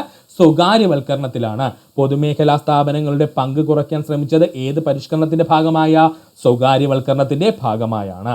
ബാങ്കിംഗ് മേഖലയിൽ പരിഷ്കാരങ്ങൾ കൊണ്ടുവന്നത് ഏത് നയത്തിന്റെ ഭാഗമായാണ്? ഉദാരവൽക്കരണത്തിന്റെ ഭാഗമായി. ബാങ്കിംഗ് മേഖലയിൽ പരിഷ്കാരങ്ങൾ കൊണ്ടുവന്നത് ഏത് നയത്തിന്റെ ഭാഗമായ? ഉദാരവൽക്കരണത്തിന്റെ ഭാഗമായാണ്. 1991 മുമ്പ് ഇന്ത്യ സ്വീകരിച്ചിരുന്ന സാമ്പത്തിക നയം പൊതുവെ എങ്ങനെയാണ് അറിയപ്പെട്ടിരുന്നത്? ലൈസൻസ്, പെർമിറ്റ്, ക്വാട്ട, രാജ് അല്ലെങ്കിൽ ഇൻവേർഡ് ലുക്കിംഗ് പോളിസി. ഓർക്കണം, 1991 മുമ്പ് ഇന്ത്യ സ്വീകരിച്ചിരുന്ന സാമ്പത്തിക നയം പൊതുവെ എങ്ങനെ അറിയപ്പെട്ടിരുന്നു? ലൈസൻസ്, പെർമിറ്റ്, ക്വാട്ട, രാജ് അല്ലെങ്കിൽ നമുക്ക് അവനെ വിളിക്കാം ഇൻവേർഡ് ലുക്കിംഗ് പോളിസി എന്ന്. എന്തെന്നാണ് ഇൻവേർഡ് ലുക്കിംഗ് പോളിസി എന്ന്. ഇന്ത്യക്ക് ലോക വ്യാപാര സംഘടനയുടെ സ്ഥാപക അംഗമാകാൻ കഴിഞ്ഞത് ഏത് സാമ്പത്തിക പരിഷ്കരണത്തിന്റെ ഭാഗമായാണ്? ആഗോളവൽക്കരണത്തിന്റെ ഭാഗമായി. ഇന്ത്യക്ക് ലോക വ്യാപാര സംഘടനയുടെ സ്ഥാപക അംഗമാകാൻ കഴിഞ്ഞത് ഏത് സാമ്പത്തിക പരിഷ്കരണത്തിന്റെ ഭാഗമായാണെന്ന് ചോദിച്ചാൽ ആഗോളവൽക്കരണത്തിന്റെ ഭാഗമായി. ഇന്ത്യൻ രൂപയുടെ മൂല്യം കുറച്ചത് ഏത് വർഷമാണ്? 1991 ജൂലൈ 1. ഇന്ത്യൻ രൂപയുടെ മൂല്യം കുറച്ചത് ഏത് വർഷമാണ്? 1991 ജൂലൈ 1. രൂപയുടെ മൂല്യം കുറച്ചത് എന്തിനു വേണ്ടിയായിരുന്നു? കയറ്റുമതി പ്രോത്സാഹിപ്പിക്കാനും ഇറക്കുമതി കുറയ്ക്കാനും. ഇന്ത്യൻ രൂപയുടെ മൂല്യം കുറച്ചത് എന്തിനു വേണ്ടിയായിരുന്നു? കയറ്റുമതി പ്രോത്സാഹിപ്പിക്കാനും ഇറക്കുമതി കുറയ്ക്കാനും. സാമ്പത്തിക നയത്തിന്റെ ഭാഗമായി പൊതുമേഖലാ സ്ഥാപനങ്ങളുടെ ലാഭക്ഷമത വർദ്ധിപ്പിക്കാൻ ശ്രമിച്ചോ? അതെ, തീർച്ചയായും ശ്രമിച്ചിട്ടുണ്ട്. സാമ്പത്തിക നയത്തിന്റെ ഭാഗമായി പൊതുമേഖലാ സ്ഥാപനങ്ങളുടെ ലാഭക്ഷമത വർദ്ധിപ്പിക്കാൻ ശ്രമിച്ചിട്ടുണ്ട്. പൊതുമേഖലാ സ്ഥാപനങ്ങളുടെ ഓഹരികൾ വിറ്റഴിക്കുന്നതിലൂടെ ലഭിക്കുന്ന വരുമാനം എന്തിനാണ് ഉപയോഗിച്ചത്? സർക്കാർ കടം കുറയ്ക്കുന്നതിനും വികസന പ്രവർത്തനങ്ങൾക്കും. പൊതുമേഖലാ സ്ഥാപനങ്ങളുടെ ഓഹരികൾ വിറ്റഴിക്കുന്നതിലൂടെ ലഭിക്കുന്ന വരുമാനം എന്തിനാണ് ഉപയോഗിച്ചത്? സർക്കാർ കടം കുറയ്ക്കുന്നതിനും വികസന പ്രവർത്തനങ്ങൾക്കും. വ്യവസായ ലൈസൻസിംഗ് സമ്പ്രദായം നിർത്തലാക്കിയത് ഏത് നയത്തിന്റെ ഭാഗമായാണ്? ഉദാരവൽക്കരണത്തിന്റെ ഭാഗമായി. വ്യവസായ ലൈസൻസിംഗ് സമ്പ്രദായം നിർത്തലാക്കിയത് ഏത് നയത്തിന്റെ ഭാഗമായാണ്? ഉദാരവൽക്കരണത്തിന്റെ ഭാഗമായാണ്. ചെറുകിട വ്യവസായങ്ങൾക്കുള്ള സംഭരണം ഏത് നയത്തിന്റെ ഭാഗമായി എടുത്തുകളഞ്ഞു? ഉദാരവൽക്കരണത്തിന്റെ ഭാഗമായി. ചെറുകിട വ്യവസായങ്ങൾക്കുള്ള സംവരണം ഏത് നയത്തിന്റെ ഭാഗമായി എടുത്തുകളഞ്ഞത്? ഉദാരവൽക്കരണത്തിന്റെ ഭാഗമായി. വിദേശ നിക്ഷേപം ആകർഷിക്കാൻ കൊണ്ടുവന്ന പുതിയ ബോർഡായിരുന്നു ഫോറിൻ ഇൻവെസ്റ്റ്മെന്റ് പ്രൊമോഷൻ ബോർഡ്. ഇതിപ്പോ നിലവിലില്ല. പുതിയ സാമ്പത്തിക നയം ഇന്ത്യൻ സമ്പദ് വ്യവസ്ഥയുടെ വളർച്ചയെ എങ്ങനെ ബാധിച്ചു? വളർച്ചാ നിരക്ക് വർദ്ധിച്ചു. സാമ്പത്തിക പരിഷ്കാരങ്ങൾക്ക് ശേഷം ഇന്ത്യയുടെ സേവന മേഖലയിൽ വളർച്ച ഉണ്ടായിട്ടുണ്ടോ? അതെ, പ്രത്യേകിച്ച് വിവര സാങ്കേതിക വിദ്യയിൽ അല്ലെങ്കിൽ മേഖലയിൽ വളർച്ച ഉണ്ടായത് പുത്തൻ സാമ്പത്തിക പരിഷ്കരണം വന്നതിന് ശേഷമാണ്. അപ്പോൾ സാമ്പത്തിക പരിഷ്കരണങ്ങൾക്ക് ശേഷം ഇന്ത്യയുടെ സേവന മേഖലയ്ക്ക് വളർച്ച ഉണ്ടായോ എന്ന് ചോദിച്ചാൽ വളർച്ചയുണ്ടായി. പ്രത്യേകിച്ച് വിവര സാങ്കേതിക വിദ്യാ മേഖലയിലാണ് കൂടുതലായിട്ട് വളർച്ചയുണ്ടായത്. പുത്തൻ സാമ്പത്തിക നയം ദാരിദ്ര്യം കുറയ്ക്കാൻ സഹായിച്ചോ? ദാരിദ്ര്യ നിരക്കിൽ കുറവുണ്ടായിട്ടുണ്ട്. എന്നാൽ ഇത് വിമർശനങ്ങൾക്ക് വിധേയമായാണ് ഇപ്പോഴും പറയപ്പെടുന്നത്. പുത്തൻ സാമ്പത്തിക നയം ദാരിദ്ര്യം കുറയ്ക്കാൻ സഹായിച്ചോ എന്ന് ചോദിച്ചാൽ ഒരു പരിധിവരെ ദാരിദ്ര്യം കുറയ്ക്കാൻ സഹായിച്ചിട്ടുണ്ട്. എന്നാൽ ഇപ്പോഴും അത് വിമർശനങ്ങൾക്ക് വിധേയമായി തന്നെ തുടരുകയാണ്. നയപരമായ മാറ്റങ്ങൾ കാർഷിക മേഖലയെ എങ്ങനെ ബാധിച്ചു? കാർഷിക മേഖലയ്ക്ക് കാര്യമായ നേട്ടമുണ്ടാക്കാനായില്ല എന്ന വിമർശനമുണ്ട്. നയപരമായ മാറ്റങ്ങൾ അല്ലെങ്കിൽ ഈ പറഞ്ഞ പുത്തൻ സാമ്പത്തിക നയം മൂലം കാർഷിക മേഖലയ്ക്ക് എന്തെങ്കിലും മാറ്റം ഉണ്ടായോ എന്ന് ചോദിച്ചാൽ കാർഷിക മേഖലയ്ക്ക് കാര്യമായ നേട്ടങ്ങൾ ഉണ്ടായിട്ടില്ല. ഇൻഫ്രാസ്ട്രക്ചർ മേഖലയിൽ സ്വകാര്യ നിക്ഷേപം പ്രോത്സാഹിപ്പിച്ചത് ഏത് നയത്തിന്റെ ഭാഗമായാണ്? ഉദാരവൽക്കരണത്തിന്റെയും സ്വകാര്യവൽക്കരണത്തിന്റെയും ഭാഗമായി. ഇൻഫ്രാസ്ട്രക്ചർ മേഖലയിൽ സ്വകാര്യ നിക്ഷേപം പ്രോത്സാഹിപ്പിച്ചത് ഏത് നയത്തിന്റെ ഭാഗമായ? ഉദാരവൽക്കരണം അതുപോലെ തന്നെ സ്വകാര്യവൽക്കരണത്തിന്റെ ഭാഗമായി. പുതിയ സാമ്പത്തിക നയം ഇന്ത്യയുടെ വിദേശ വ്യാപാര വർധനവ് വരുത്തിയോ? അതെ, പുത്തൻ സാമ്പത്തിക നയം മൂലം ഇന്ത്യയുടെ വിദേശ വ്യാപാരത്തിൽ വർധനവ് ഉണ്ടായി. ഇറക്കുമതി ലൈസൻസിംഗ് നിർത്തലാക്കിയത് ഏത് നയത്തിന്റെ ഭാഗമായാണ്? ഉദാരവൽക്കരണത്തിന്റെ ഭാഗമായി. ഇറക്കുമതി ലൈസൻസിംഗ് നിർത്തലാക്കിയത് ഏത് നയത്തിന്റെ ഭാഗമായ? ഉദാരവൽക്കരണത്തിന്റെ ഭാഗമായി. സാമ്പത്തിക പരിഷ്കാരങ്ങൾക്ക് ശേഷം സാമ്പത്തിക അസമത്വങ്ങൾ വർദ്ധിച്ചോ? തീർച്ചയായും വർദ്ധിച്ചിരുന്നു. സാമ്പത്തിക പരിഷ്കാരങ്ങൾക്ക് ശേഷം സാമ്പത്തിക അസമത്വങ്ങൾ വർദ്ധിച്ചിരുന്നു.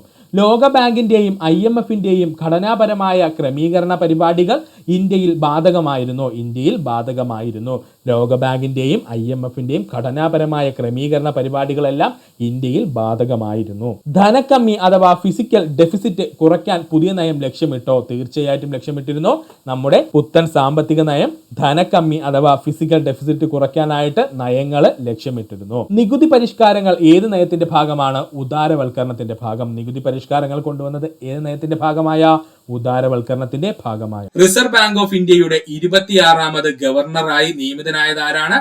സഞ്ജയ് മൽഹോത്രയാണ്.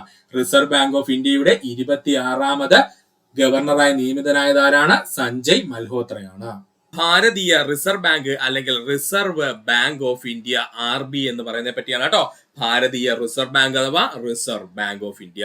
ഇന്ത്യയുടെ കേന്ദ്ര ബാങ്ക് എന്നറിയപ്പെടുന്നത് ഭാരതീയ റിസർവ് ബാങ്ക് അല്ലെങ്കിൽ RBI ആണ്. പഠിച്ചോണേ, ഇന്ത്യയുടെ കേന്ദ്ര ബാങ്ക് എന്നറിയപ്പെടുന്നത് RBI ആണ്. റിസർവ് ബാങ്ക് ഓഫ് ഇന്ത്യ സ്ഥാപിതമായ വർഷം 1935. റിസർവ് ബാങ്ക് ഓഫ് ഇന്ത്യ സ്ഥാപിതമായ വർഷം 1935. റിസർവ് ബാങ്ക് ഓഫ് ഇന്ത്യയുടെ ആസ്ഥാനം മുംബൈയിലെ നരിമാൻ പോയിന്റ് ആണ്. ഇങ്ങനെ തന്നെ പഠിച്ചോളണേ, റിസർവ് ബാങ്ക് ഓഫ് ഇന്ത്യയുടെ ആസ്ഥാനം Mumbai Nariman point. Reserve bank of ഇന്ത്യയുടെ ധർമ്മങ്ങളാണ് നമ്മൾ ഇനി നോക്കാൻ പോകുന്നത്. നമുക്ക് നോക്കാം റിസർവ് ബാങ്ക് ഓഫ് ഇന്ത്യയുടെ ധർമ്മങ്ങൾ. നോട്ട് അച്ചടിച്ചിറക്കുക, വായ്പ നിയന്ത്രിക്കുക, ഇന്ത്യയിലുള്ള എല്ലാ മറ്റു ബാങ്കുകളുടെയും വായ്പകൾക്ക് നിയന്ത്രണം ഏർപ്പെടുത്തുക അല്ലെങ്കിൽ നിയന്ത്രിക്കുക. സർക്കാരിന്റെ ബാങ്ക് എന്നറിയപ്പെടുന്നത് റിസർവ് ബാങ്ക് ഓഫ് ഇന്ത്യയാണ്. സർക്കാരിന്റെ ബാങ്കായി പ്രവർത്തിക്കുന്നത് റിസർവ് ബാങ്ക് ഓഫ് ഇന്ത്യയാണ്. ബാങ്കുകളുടെ ബാങ്ക് എന്നറിയപ്പെടുന്നതും റിസർവ് ബാങ്ക് ഓഫ് ഇന്ത്യയാണ്. ബാങ്കുകളുടെ ബാങ്കായി പ്രവർത്തിക്കുന്നവരാണ് റിസർവ് ബാങ്ക് ഓഫ് ഇന്ത്യ അല്ലെങ്കിൽ RBI ആണ്. അപ്പൊ RBIയുടെ പ്രധാനപ്പെട്ട ധർമ്മങ്ങൾ ചോദിച്ചാൽ നോട്ട് അച്ചടിച്ചിറക്കുക, വായ്പ നിയന്ത്രിക്കുക, സർക്കാരിന്റെ ബാങ്കായി പ്രവർത്തിക്കുക, മറ്റു ബാങ്കുകളുടെ ബാങ്കായിട്ട് പ്രവർത്തിക്കുക. അതായത് ഇന്ത്യയിലുള്ള മറ്റേതൊരു ബാങ്കിന്റെയും ഏറ്റവും ഉയർന്ന തലപ്പ് തരുന്നുണ്ട് താഴെയുള്ള ബാങ്കുകളെ നിയന്ത്രിക്കുന്നതും ആരാണ്? RBI അല്ലെങ്കിൽ റിസർവ് ബാങ്ക് ഓഫ് ഇന്ത്യയാണ്. അപ്പൊ ഒന്നുകൂടി പറയാം, ഭാരതീയ റിസർവ് ബാങ്ക് അല്ലെങ്കിൽ നമ്മൾ റിസർവ് ബാങ്ക് ഓഫ് ഇന്ത്യയെ പറ്റിയാണ് പറയാൻ പോകുന്നത്. ഇന്ത്യയുടെ കേന്ദ്ര ബാങ്ക് എന്നറിയപ്പെടുന്നത് reserve bank of India. Reserve bank of India സ്ഥാപിതമായ വർഷം 1935. റിസർവ് ബാങ്ക് ഓഫ് ഇന്ത്യയുടെ ആസ്ഥാനം മുംബൈയിലെ നരിമാൻ പോയിന്റ് ആണ്. റിസർവ് ബാങ്ക് ഓഫ് ഇന്ത്യയുടെ ധർമ്മങ്ങളാണ് ഇനി നമ്മൾ പറയാൻ പോകുന്നത്. നോട്ട് അച്ചടിച്ചിറക്കുക, വായ്പ നിയന്ത്രിക്കുക, സർക്കാരിന്റെ ബാങ്ക് എന്നറിയപ്പെടുന്ന അല്ലെങ്കിൽ സർക്കാരിന്റെ ബാങ്കായിട്ട് പ്രവർത്തിക്കുന്നത് റിസർവ് ബാങ്ക് ഓഫ് ഇന്ത്യയാണ്. അതുപോലെ തന്നെ ബാങ്കുകളുടെ ബാങ്ക് എന്നറിയപ്പെടുന്നത് റിസർവ് ബാങ്ക് ഓഫ് ഇന്ത്യയാണ്. പഠിക്കുക. ആദ്യമായി നമുക്ക് നോക്കാനുള്ളത് നോട്ട് അച്ചടിച്ചിറക്കൽ. ഇപ്പൊ അങ്ങോട്ട് പറഞ്ഞതിലുള്ള സുഹൃത്തുക്കളെ, നമ്മൾ RBIയുടെ പ്രധാനപ്പെട്ട ധർമ്മങ്ങളിൽ ഒന്നാണ് നോട്ട് അച്ചടിച്ചിറക്കുക എന്ന്. നമുക്ക് നോക്കാം. 1 രൂപ ഒഴികെയുള്ള എല്ലാ നോട്ടുകളും അച്ചടിച്ചിറക്കുന്നത് റിസർവ് ബാങ്ക് ഓഫ് ഇന്ത്യയാണ്. പ്രീവിയസ് ക്വസ്റ്റ്യൻ ആണ്. 1 രൂപ നോട്ട് ഒഴികെയുള്ള എല്ലാ നോട്ടുകളും അച്ചടിച്ചിറക്കുന്നത് റിസർവ് ബാങ്ക് ഓഫ് ഇന്ത്യയാണ്. 1 രൂപ നോട്ടും അനുബന്ധ നാണയങ്ങളും അച്ചടിച്ചിറക്കുന്നത് കേന്ദ്ര ധനകാര്യ വകുപ്പാണ്. 1 രൂപയുടെ നോട്ടാവട്ടെ, നാണയമാകട്ടെ, മറ്റ് ഏതൊരു അനുബന്ധ നാണയവുമാവട്ടെ, അതെല്ലാം അച്ചടിച്ചിറക്കാനുള്ള അവകാശമാർക്കാണ്? കേന്ദ്ര ധനകാര്യ വകുപ്പിനാണ്. അപ്പൊ 1 രൂപയുടെ നോട്ടും അതുപോലെ തന്നെ നമ്മുടെ ചില്ലറ പൈസ അല്ലെങ്കിൽ നാണയങ്ങളിലെ ഇവയെല്ലാം അച്ചടിച്ചിറക്കുന്നത് ആരാണ്? കേന്ദ്ര ധനകാര്യ വകുപ്പാണ്. എന്നാൽ ഈ 1 രൂപ നോട്ടും അതുപോലെ തന്നെ ചില്ലറ പൈസകളും ഒഴികെ അല്ലെങ്കിൽ നാണയങ്ങൾ ഒഴികെ ബാക്കി എല്ലാം അച്ചടിച്ചിറക്കാനുള്ള അവകാശം ആർക്കാണ്? റിസർവ് ബാങ്ക് ഓഫ് ഇന്ത്യക്കാണ്. നോട്ടടിക്കുന്നതിന് നിശ്ചിത മൂല്യം വരുന്ന സ്വർണമോ വിദേശ നാണ്യ ശേഖരമോ കരുതലായി റിസർവ് ബാങ്ക് ഓഫ് ഇന്ത്യ സൂക്ഷിക്കുന്നു. കഴിഞ്ഞ ദിവസം PSC എക്സാമിന് ചോദിച്ചൊരു ക്വസ്റ്റ്യൻ ആയിരുന്നു, അതുകൊണ്ട് പഠിക്കാൻ നമുക്ക്. നോട്ടടിച്ചിറക്കുന്നതിന് നിശ്ചിത മൂല്യം വരുന്ന സ്വർണമോ വിദേശ നാണയ ശേഖരമോ കരുതലായി റിസർവ് ബാങ്ക് ഓഫ് ഇന്ത്യ സൂക്ഷിക്കുന്നു. പഠിക്കുക. നോട്ട് അച്ചടിച്ചിറക്കുന്നതിന് നിശ്ചിത മൂല്യം വരുന്ന സ്വർണമോ അല്ലെങ്കിൽ വിദേശ നാണയ ശേഖരമോ കരുതലായിട്ട് നമ്മുടെ റിസർവ് ബാങ്ക് ഓഫ് ഇന്ത്യ എന്ത് ചെയ്യുന്നുണ്ട്? സൂക്ഷിക്കുന്നുണ്ട്. പഠിക്കുക. റിസർവ് ബാങ്ക് ഓഫ് ഇന്ത്യയുടെ സമ്പദ് വ്യവസ്ഥയിൽ പണത്തിന്റെ ലഭ്യത വർദ്ധിപ്പിക്കുന്നതിന് നോട്ട് അച്ചടിച്ചിറക്കി വിതരണം ചെയ്യുന്നു. ഇത് എങ്ങനെയെന്ന് ചോദിച്ചാല് വായ്പകൾ നൽകുന്നത് വഴിയാണ് കേട്ടോ. അപ്പോൾ റിസർവ് ബാങ്ക് ഓഫ് ഇന്ത്യയുടെ സമ്പദ് വ്യവസ്ഥയില് പണത്തിന്റെ ലഭ്യത വർദ്ധിപ്പിക്കുന്നത് നോട്ട് എന്ത് ചെയ്യുന്നു? അച്ചടിച്ചിറക്കിക്കൊണ്ടാണ്. ഇതിന് എങ്ങനെയാ ചെയ്യുന്നതെന്ന് ചോദിച്ചാൽ ഡയറക്റ്റ് നോട്ട് അച്ചടിച്ചിറക്കി അങ്ങ് ജനങ്ങളുടെ കയ്യിൽ കൊടുക്കുകയല്ല, പകരം എന്ത് ചെയ്യുന്നു? ജനങ്ങൾക്ക് വായ്പയായിട്ട് നൽകിയാണ് എന്ത് ചെയ്യുന്നത്? ഈ പണം എന്ത് ചെയ്യുന്നത്? നമ്മുടെ RBI നമ്മുടെ ഈ പറഞ്ഞിരിക്കുന്ന ഇന്ത്യൻ എക്കണോമിയിലോട്ട് ഇടണം കേട്ടോ. അല്ല ഡയറക്റ്റ് ഒരാൾക്ക് കൊണ്ടുവന്ന് റിസർവ് ബാങ്ക് ഓഫ് ഇന്ത്യ ഇത്ര കോടി രൂപ കൊടുക്കുമെന്നല്ല പറയുന്നത്. റിസർവ് ബാങ്ക് ഓഫ് ഇന്ത്യ എന്താ ചെയ്യുന്നത്? റിസർവ് ബാങ്ക് ഓഫ് ഇന്ത്യ അവർക്ക് ആവശ്യമായിട്ടുള്ള അല്ലെങ്കിൽ അവരുടെ സമ്പദ് വ്യവസ്ഥ കൃത്യമായിട്ട് നിൽക്കുന്നതിന് വേണ്ടിയിട്ട് അല്ലെങ്കിൽ പണത്തിന്റെ ലഭ്യത വർദ്ധിപ്പിക്കുന്നതിന് വേണ്ടിയിട്ട് എന്ത് ചെയ്യുന്നു? അവർ നോട്ട് അച്ചടിച്ചിറക്കുന്നു. ഈ നോട്ട് ഡയറക്റ്റ് എന്ത് ചെയ്യുന്നില്ല, ഒരു വ്യക്തിയിൽ കൊടുക്കുകയല്ല ചെയ്യുന്നത്. അവരെന്താ ചെയ്യുന്നത്? ഇത് ബാങ്കുകൾ വഴി വായ്പയായിട്ട് നൽകുകയാണ് ചെയ്യുന്നത്. പലിശ നിരക്ക് കൂടുമ്പോൾ റിസർവ് ബാങ്ക് ഓഫ് ഇന്ത്യ വായ്പകളുടെ അളവ് കുറയ്ക്കുന്നു. പഠിച്ചോളനെ. പലിശ നിരക്ക് കൂടുമ്പോൾ റിസർവ് ബാങ്ക് ഓഫ് ഇന്ത്യ എന്ത് ചെയ്യുന്നു? വായ്പകളുടെ അളവ് കുറയ്ക്കുകയും പലിശ നിരക്ക് കുറയുമ്പോൾ വായ്പകളുടെ അളവ് കൂട്ടുകയും ചെയ്യും. ഇങ്ങനെ ചെയ്യുന്നതുകൊണ്ടാണ് നമ്മുടെ ഇന്ത്യൻ എക്കണോമി എന്ത് ചെയ്യുന്നത്? ഒരു ബാലൻസിൽ പോകുന്നത് കേട്ടോ. അപ്പോ പലിശ നിരക്ക് കൂടുമ്പോൾ റിസർവ് ബാങ്ക് ഓഫ് ഇന്ത്യ എന്താണ്? വായ്പകളുടെ അളവ് കുറയ്ക്കുകയും, എന്നാൽ പലിശ നിരക്ക് കുറയുന്ന സമയത്ത് എന്താ ചെയ്യുന്നത്? വായ്പകളുടെ അളവ് കൂട്ടുകയും ചെയ്യുന്നു. അപ്പോ സ്വാഭാവികമായിട്ട് നമ്മുടെ ഇന്ത്യയുടെ സമ്പദ് വ്യവസ്ഥ എന്ത് ചെയ്യും? ഒരു ബാലൻസിൽ ഇങ്ങനെ അങ്ങ് പോകും. ഇല്ലെന്നുണ്ടെങ്കിൽ എന്താ സംഭവിക്കുന്നത്? പണപ്പെരുപ്പം ഉണ്ടാവും കേട്ടോ. അത് വരാതിരിക്കാൻ വേണ്ടിയിട്ടാണ് ഡയറക്റ്റ് ജനങ്ങളിലേക്ക് എത്തിക്കാതെ ജനങ്ങൾക്ക് ആവശ്യമായിട്ടുള്ള തുക വായ്പയിലൂടെ എന്ത് ചെയ്യുന്നത്? നൽകുന്നത്. പഠിച്ചു വെക്കുക. സർക്കാരിന്റെ ബാങ്കായി പ്രവർത്തിക്കുന്നത് RBI. നമ്മൾ മൂന്നാമത്തെ ധർമ്മം പറഞ്ഞിരുന്നു. എന്താണ് സർക്കാരിന്റെ ബാങ്ക് എന്നറിയപ്പെടുന്നത് ആരാണ്? നമ്മുടെ RBI ആണ്. എന്തുകൊണ്ടാണ് RBI അങ്ങനെ പറയുന്നത് നമുക്കൊന്ന് നോക്കാം. കേന്ദ്ര സംസ്ഥാന സർക്കാരുകളുടെ ബാങ്കായി പ്രവർത്തിക്കുന്നത് റിസർവ് ബാങ്ക് ഓഫ് ഇന്ത്യ. കേന്ദ്ര സംസ്ഥാന സർക്കാരുകളുടെ ബാങ്കായി പ്രവർത്തിക്കുന്നത് റിസർവ് ബാങ്ക് ഓഫ് ഇന്ത്യയാണ്. കേന്ദ്ര സംസ്ഥാന സർക്കാരുകളിൽ നിന്നും നിക്ഷേപങ്ങൾ സ്വീകരിക്കുകയും അവയ്ക്ക് വായ്പ നൽകുകയും ചെയ്യുന്നത് റിസർവ് ബാങ്ക് ഓഫ് ഇന്ത്യയാണ്. കേന്ദ്ര സംസ്ഥാന സർക്കാരുകളിൽ നിന്നും നിക്ഷേപങ്ങൾ സ്വീകരിക്കുകയും അവർക്ക് വായ്പ നൽകുകയും ചെയ്യുന്നത് ആരാണ്? റിസർവ് ബാങ്ക് ഓഫ് ഇന്ത്യയാണ്. കേന്ദ്ര സംസ്ഥാന സർക്കാരുകൾക്ക് സൗജന്യമായി ബാങ്കിംഗ് സേവനങ്ങൾ നൽകുന്ന ബാങ്ക് എന്ന് ചോദിച്ചാൽ അത് റിസർവ് ബാങ്ക് ഓഫ് ഇന്ത്യയാണ്. കേന്ദ്ര സംസ്ഥാന സർക്കാരുകൾക്ക് സൗജന്യമായിട്ട് ബാങ്കിംഗ് സേവനങ്ങൾ നൽകുന്ന ബാങ്ക് എന്ന് ചോദിച്ചാൽ അത് റിസർവ് ബാങ്ക് ഓഫ് ഇന്ത്യയാണ്. ഒന്നുകൂടി പറയാം, സർക്കാരിന്റെ ബാങ്കാണ് RBI എന്ന് പറയുന്നതിന്റെ കാരണം എന്തെന്ന് ചോദിച്ചാല് കേന്ദ്ര സംസ്ഥാന സർക്കാരുകളുടെ ബാങ്കായി പ്രവർത്തിക്കുന്നത് ആരാണ്? റിസർവ് ബാങ്ക് ഓഫ് ഇന്ത്യയാണ്. കേന്ദ്ര സംസ്ഥാന സർക്കാരുകളിൽ നിന്നും നിക്ഷേപങ്ങൾ സ്വീകരിക്കുകയും അവർക്ക് വായ്പ കൊടുക്കുകയും ചെയ്യുന്നത് ആരെന്ന് ചോദിച്ചാൽ അത് റിസർവ് ബാങ്ക് ഓഫ് ഇന്ത്യയാണ്. കേന്ദ്ര സംസ്ഥാന സർക്കാരുകൾക്ക് സൗജന്യമായി ബാങ്കിംഗ് സേവനങ്ങൾ നൽകുന്ന ബാങ്ക് എന്ന് ചോദിച്ചാൽ അത് റിസർവ് ബാങ്ക് ഓഫ് ഇന്ത്യയാണ്. പഠിക്കുക. ബാങ്കുകളുടെ ബാങ്ക് എന്ന് റിസർവ് ബാങ്ക് ഓഫ് ഇന്ത്യ അറിയപ്പെടാൻ കാരണം RBI അല്ലെങ്കിൽ റിസർവ് ബാങ്ക് ഓഫ് ഇന്ത്യ ബാങ്കുകളുടെ ബാങ്ക് എന്ന് അറിയപ്പെടാനുള്ള കാരണമാണ് നമ്മൾ ഇനി നോക്കാൻ പോകുന്നത്. ഇന്ത്യൻ ബാങ്കുകളുടെ അമരക്കാരൻ എന്നറിയപ്പെടുന്നത് റിസർവ് ബാങ്ക് ഓഫ് ഇന്ത്യ ആണ് കേട്ടോ. അതായത് ഇന്ത്യയുടെ ഏതൊരു ബാങ്കോ ആയിക്കോട്ടെ, ഇന്ത്യ സ്ഥിതി ചെയ്യുന്ന ബാങ്ക് ആയിക്കോട്ടെ, അതിന്റെ അമരക്കാരൻ എന്നറിയപ്പെടുന്നത് ആരാണ്? നമ്മുടെ റിസർവ് ബാങ്ക് ഓഫ് ഇന്ത്യ ആയിരിക്കും. മറ്റു ബാങ്കുകളുടെ പ്രവർത്തനങ്ങൾക്ക് സഹായം നൽകുകയും ബാങ്കുകൾക്ക് ഉപദേശം നൽകുകയും ചെയ്യുന്നത് റിസർവ് ബാങ്ക് ഓഫ് ഇന്ത്യ. പഠിച്ചോളണേ. അതുകൊണ്ടാണ് ബാങ്കുകളുടെ അമരക്കാരൻ എന്ന് പറയുന്നത്. മറ്റു ബാങ്കുകളുടെ പ്രവർത്തനങ്ങൾക്ക് സഹായം നൽകുകയും അതിനോടൊപ്പം തന്നെ ബാങ്കുകൾക്ക് വേണ്ട ഉപദേശങ്ങൾ നൽകുകയും ചെയ്യുന്നത് ആരാണ്? റിസർവ് ബാങ്ക് ഓഫ് ഇന്ത്യയാണ്. എല്ലാ ബാങ്കുകളുടെയും പണം സംബന്ധമായ കാര്യങ്ങളുടെ അവസാന ആശ്രയമായി പ്രവർത്തിക്കുന്നത് റിസർവ് ബാങ്ക് ഓഫ് ഇന്ത്യയാണ്. എല്ലാ ബാങ്കുകളുടെയും പണം സംബന്ധമായ കാര്യങ്ങളുടെ അവസാന ആശ്രയമായി പ്രവർത്തിക്കുന്ന ആരെന്ന് ചോദിച്ചാൽ റിസർവ് ബാങ്ക് ഓഫ് ഇന്ത്യയാണ്. ഒന്നുകൂടി പറയാം, ബാങ്കുകളുടെ ബാങ്ക് എന്ന് RBI വിളിക്കുന്നതിന് കാരണം ചോദിച്ചാൽ ഇന്ത്യൻ ബാങ്കുകളുടെ അമരക്കാരൻ എന്നറിയപ്പെടുന്ന ആരെന്ന് ചോദിച്ചാൽ റിസർവ് ബാങ്ക് ഓഫ് ഇന്ത്യയാണ്.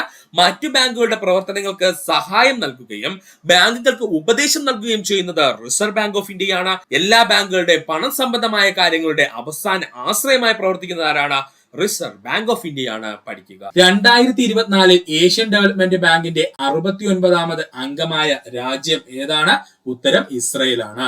2024 ഏഷ്യൻ ഡെവലപ്മെന്റ് ബാങ്കിന്റെ 69ാമത് അംഗമായ രാജ്യം ഏതാണ്? ഇസ്രയേലാണ്. അടുത്തതായി നമുക്ക് നോക്കാനുള്ളതാണ് ഏഷ്യ വികസന ബാങ്കിന്റെ ലക്ഷ്യങ്ങൾ എന്തൊക്കെയെന്ന്. ഏഷ്യൻ വികസന ബാങ്കിന്റെ ലക്ഷ്യങ്ങൾ എന്തൊക്കെയെന്നുള്ളത്. ഏഷ്യ പസഫിക് മേഖലയിലെ ദാരിദ്ര്യ നിർമ്മാർജ്ജനം മെയിൻ പോയിന്റ് അതാണ്. ഏഷ്യ പസഫിക് മേഖലയിലെ ദാരിദ്ര്യ നിർമ്മാർജ്ജനമാണ് ഏഷ്യ വികസന ബാങ്കിന്റെ ഏറ്റവും പ്രധാനപ്പെട്ട എയിം എന്നുള്ളത്. അതുപോലെ തന്നെ സമൂഹത്തിലെ എല്ലാ വിഭാഗങ്ങൾക്കും പ്രയോജനപ്പെടുന്ന തുല്യമായ വികസനം പ്രോത്സാഹിപ്പിക്കുക. പരിസ്ഥിതിയെ ദോഷകരമായി ബാധിക്കാതെ ദീർഘകാല സാമ്പത്തിക പുരോഗതി ഉറപ്പാക്കുക. പരിസ്ഥിതിയെ ദോഷകരമായി ബാധിക്കാതെ ദീർഘകാല സാമ്പത്തിക പുരോഗതി ഉറപ്പാക്കുക. പൊതു ലക്ഷ്യങ്ങൾ കൈവരിക്കുന്നതിന് അംഗരാജ്യങ്ങൾക്കിടയിൽ സഹകരണം സാധ്യമാക്കുക. പൊതു ലക്ഷ്യങ്ങൾ കൈവരിക്കുന്നതിന് അംഗരാജ്യങ്ങൾക്കിടയിൽ സഹകരണം സാധ്യമാക്കുക. കാലാവസ്ഥാ വ്യതിയാനത്തെ നേരിടുന്നതിനും പ്രതിരോധ ശേഷി വർദ്ധിപ്പിക്കുന്നതിനുമായുള്ള ശ്രമങ്ങൾക്ക് സംഭാവന നൽകുന്നു. കാലാവസ്ഥാ വ്യതിയാനത്തെ നേരിടുന്നതിനും പ്രതിരോധ ശേഷി വർദ്ധിപ്പിക്കുന്നതിനുമായുള്ള ശ്രമങ്ങൾക്ക് സംഭാവന നൽകുന്നു. ഇത്രയുമാണ് ഏഷ്യൻ വികസന ബാങ്കിന്റെ പ്രധാനപ്പെട്ട എയിം എന്നുള്ളത് ഓർക്കുക. ഇന്ത്യയിൽ പഞ്ചായത്ത് രാജിനെ സംബന്ധിച്ച് ശരിയായ പ്രസ്താവനകൾ ഏതെല്ലാമാണ്? ഉത്തരം ഓപ്ഷൻ ബി 1, 2, 4 മാത്രമാണ് ശരി. അതായത് പഞ്ചായത്ത് രാജ് വ്യവസ്ഥകൾ ഇന്ത്യയിൽ നിലവിൽ വന്നത് 73ാം ഭരണഘടനാ ഭേദഗതി അനുസരിച്ചാണ്. പഞ്ചായത്ത് രാജിനെ കുറിച്ച് പ്രതിപാദിക്കുന്ന ഭരണഘടനാ ആർട്ടിക്കിൾ 40 ആണ്. പഞ്ചായത്ത് രാജ് ദിനം എന്ന് പറയുന്നത് ഓഗസ്റ്റ് 24 അല്ല, ഏപ്രിൽ 24 ആണ്. ശ്രദ്ധിച്ചോളണേ. ഇന്ത്യയിൽ പഞ്ചായത്ത് രാജിന്റെ പിതാവ് എന്നറിയപ്പെടുന്നത് ബൽവന്ത് റായ് മേത്തയാണ്. ഇന്ത്യയില് പഞ്ചായത്ത് രാജിന്റെ പിതാവ് എന്നറിയപ്പെടുന്നത് ബൽവന്ത് റായ് മേത്തയായിരുന്നു. അപ്പൊ ഇവിടെ തെറ്റായിട്ടുള്ളത് ഓപ്ഷൻ 3 മാത്രമായിരുന്നു. കാരണം എന്താണ്? ഏപ്രിൽ 24 ആണ് പഞ്ചായത്ത് രാജ് ദിനമായിട്ട് ആചരിക്കുന്നത്. ആദ്യമായി നമുക്ക് നോക്കാനുള്ളത് 1957 ബൽവന്ത് റായ് മേത്ത കമ്മീഷൻ. 1957 ബൽവന്ത് റായ് മേത്ത കമ്മീഷൻ. ത്രിതല പഞ്ചായത്ത് സംവിധാനം ശുപാർശ ചെയ്ത കമ്മീഷൻ പഞ്ചായത്ത് രാജിന്റെ പിതാവ് എന്നിങ്ങനെ അറിയപ്പെടുന്ന ആരെന്ന് ചോദിച്ചാൽ ബൽവന്ത് റായ് മേത്തയാണ്. ത്രിതല പഞ്ചായത്ത് സംവിധാനം ശുപാർശ ചെയ്ത കമ്മീഷൻ എന്നും പഞ്ചായത്ത് രാജിന്റെ പിതാവ് എന്നും അറിയപ്പെടുന്നത് ആരാണ്? ബൽവന്ത് റായ് മേത്തയാണ്. 1952 ആരംഭിച്ച കമ്മ്യൂണിറ്റി ഡെവലപ്മെന്റ് പ്രോഗ്രാം, 1953 ആരംഭിച്ച നാഷണൽ എക്സ്റ്റൻഷൻ സർവീസ് എന്നിവയുടെ പ്രവർത്തനത്തെ കുറിച്ച് പഠിക്കുന്നതിന് നിയമിതനായ കമ്മീഷൻ ആയിരുന്നു ബൽവന്ത് റായ് മേത്ത കമ്മീഷൻ. ഓർക്കണേ, 1952 ആരംഭിച്ച കമ്മ്യൂണിറ്റി ഡെവലപ്മെന്റ് പ്രോഗ്രാം, 1953 ആരംഭിച്ച നാഷണൽ എക്സ്റ്റൻഷൻ സർവീസ് എന്നിവയുടെ പ്രവർത്തനത്തെ കുറിച്ച് പഠിക്കാനായി നിയമിതനായ കമ്മീഷൻ ആയിരുന്നു ബൽവന്ത് റായ് മേത്ത കമ്മീഷൻ. ബൽവന്ത് റായ് മേത്ത കമ്മീഷന്റെ റിപ്പോർട്ട് പ്രകാരം ജില്ലാ പരിഷത്തിന്റെ അധ്യക്ഷൻ ജില്ലാ കളക്ടർ ആയിരിക്കണം. പഠിച്ചോളണേ, ബൽവന്ത് റായ് മേത്ത കമ്മീഷന്റെ റിപ്പോർട്ട് പ്രകാരം ജില്ലാ പരിഷത്തിന്റെ അധ്യക്ഷൻ എപ്പോഴും ആരായിരിക്കണം? ജില്ലാ കളക്ടർ ആയിരിക്കണം എന്നായിരുന്നു ഓർക്കുക. അടുത്തതാണ് 1963 സന്താനം കമ്മീഷൻ. 1963 സന്താനം കമ്മീഷൻ പഞ്ചായത്ത് രാജ് സംവിധാനത്തിന്റെ ധനകാര്യങ്ങൾക്ക് മേൽ പഠനം നടത്താനായി നിയോഗിച്ച കമ്മീഷൻ എന്ന് ചോദിച്ചാൽ അത് സന്താനം കമ്മീഷൻ ആയിരുന്നു. പഞ്ചായത്ത് രാജ് സംവിധാനത്തിന്റെ ധനകാര്യങ്ങൾക്ക് മേൽ പഠനം നടത്താൻ നിയോഗിച്ച കമ്മീഷൻ 1963 നിലവിൽ വന്ന സന്താനം കമ്മീഷൻ ആയിരുന്നു. കമ്മിറ്റി ഓൺ പഞ്ചായത്ത് രാജ് ഇലക്ഷന്റെ ചെയർമാൻ എന്നറിയപ്പെടുന്നത് കെ സന്താനമാണ്. കമ്മിറ്റി ഓൺ പഞ്ചായത്ത് രാജ് ഇലക്ഷന്റെ ചെയർമാൻ എന്നറിയപ്പെടുന്നത് ആരാ? കെ സന്താനമാണ്. അടുത്തതാണ് 1964 നിലവിൽ വന്ന സാദിഖ് അലി കമ്മീഷൻ. 1964 നിലവിൽ വന്ന സാദിഖ് അലി കമ്മീഷൻ രാജസ്ഥാനിൽ പഞ്ചായത്ത് രാജ് സംവിധാനത്തിനുണ്ടായ പരാജയ കാരണങ്ങളെ കുറിച്ച് പഠിക്കാൻ നിയോഗിച്ച കമ്മീഷനാണ് സാദിഖ് അലി കമ്മീഷൻ. വർഷം 1964. രാജസ്ഥാനിലെ പഞ്ചായത്ത് രാജ് സംവിധാനത്തിനുണ്ടായ പരാജയ കാരണങ്ങളെ കുറിച്ച് പഠിക്കാൻ നിയോഗിച്ച കമ്മീഷൻ ഏതാ? 1964 നിലവിൽ വന്ന അല്ലെങ്കിൽ രൂപീകരിക്കപ്പെട്ട സാദിഖ് അലി കമ്മീഷനാണ്. ഇന്ത്യയിൽ ആദ്യമായി പഞ്ചായത്ത് രാജ് സംവിധാനം നിലവിൽ വന്ന സംസ്ഥാനം രാജസ്ഥാനായിരുന്നു. വർഷം 1959 ഒക്ടോബർ 2 ആയിരുന്നു. എന്നാൽ അതവിടെ പരാജയമായിരുന്നു കേട്ടോ. അതുകൊണ്ടാണ് സാദിഖ് അലി കമ്മീഷനെ 1964 എന്താണ് രാജസ്ഥാനിലെ പഞ്ചായത്ത് രാജ് സംവിധാനം തകരാനുള്ള കാരണത്തെ കുറിച്ച് പഠിക്കുന്നതിന് വേണ്ടിയിട്ട്.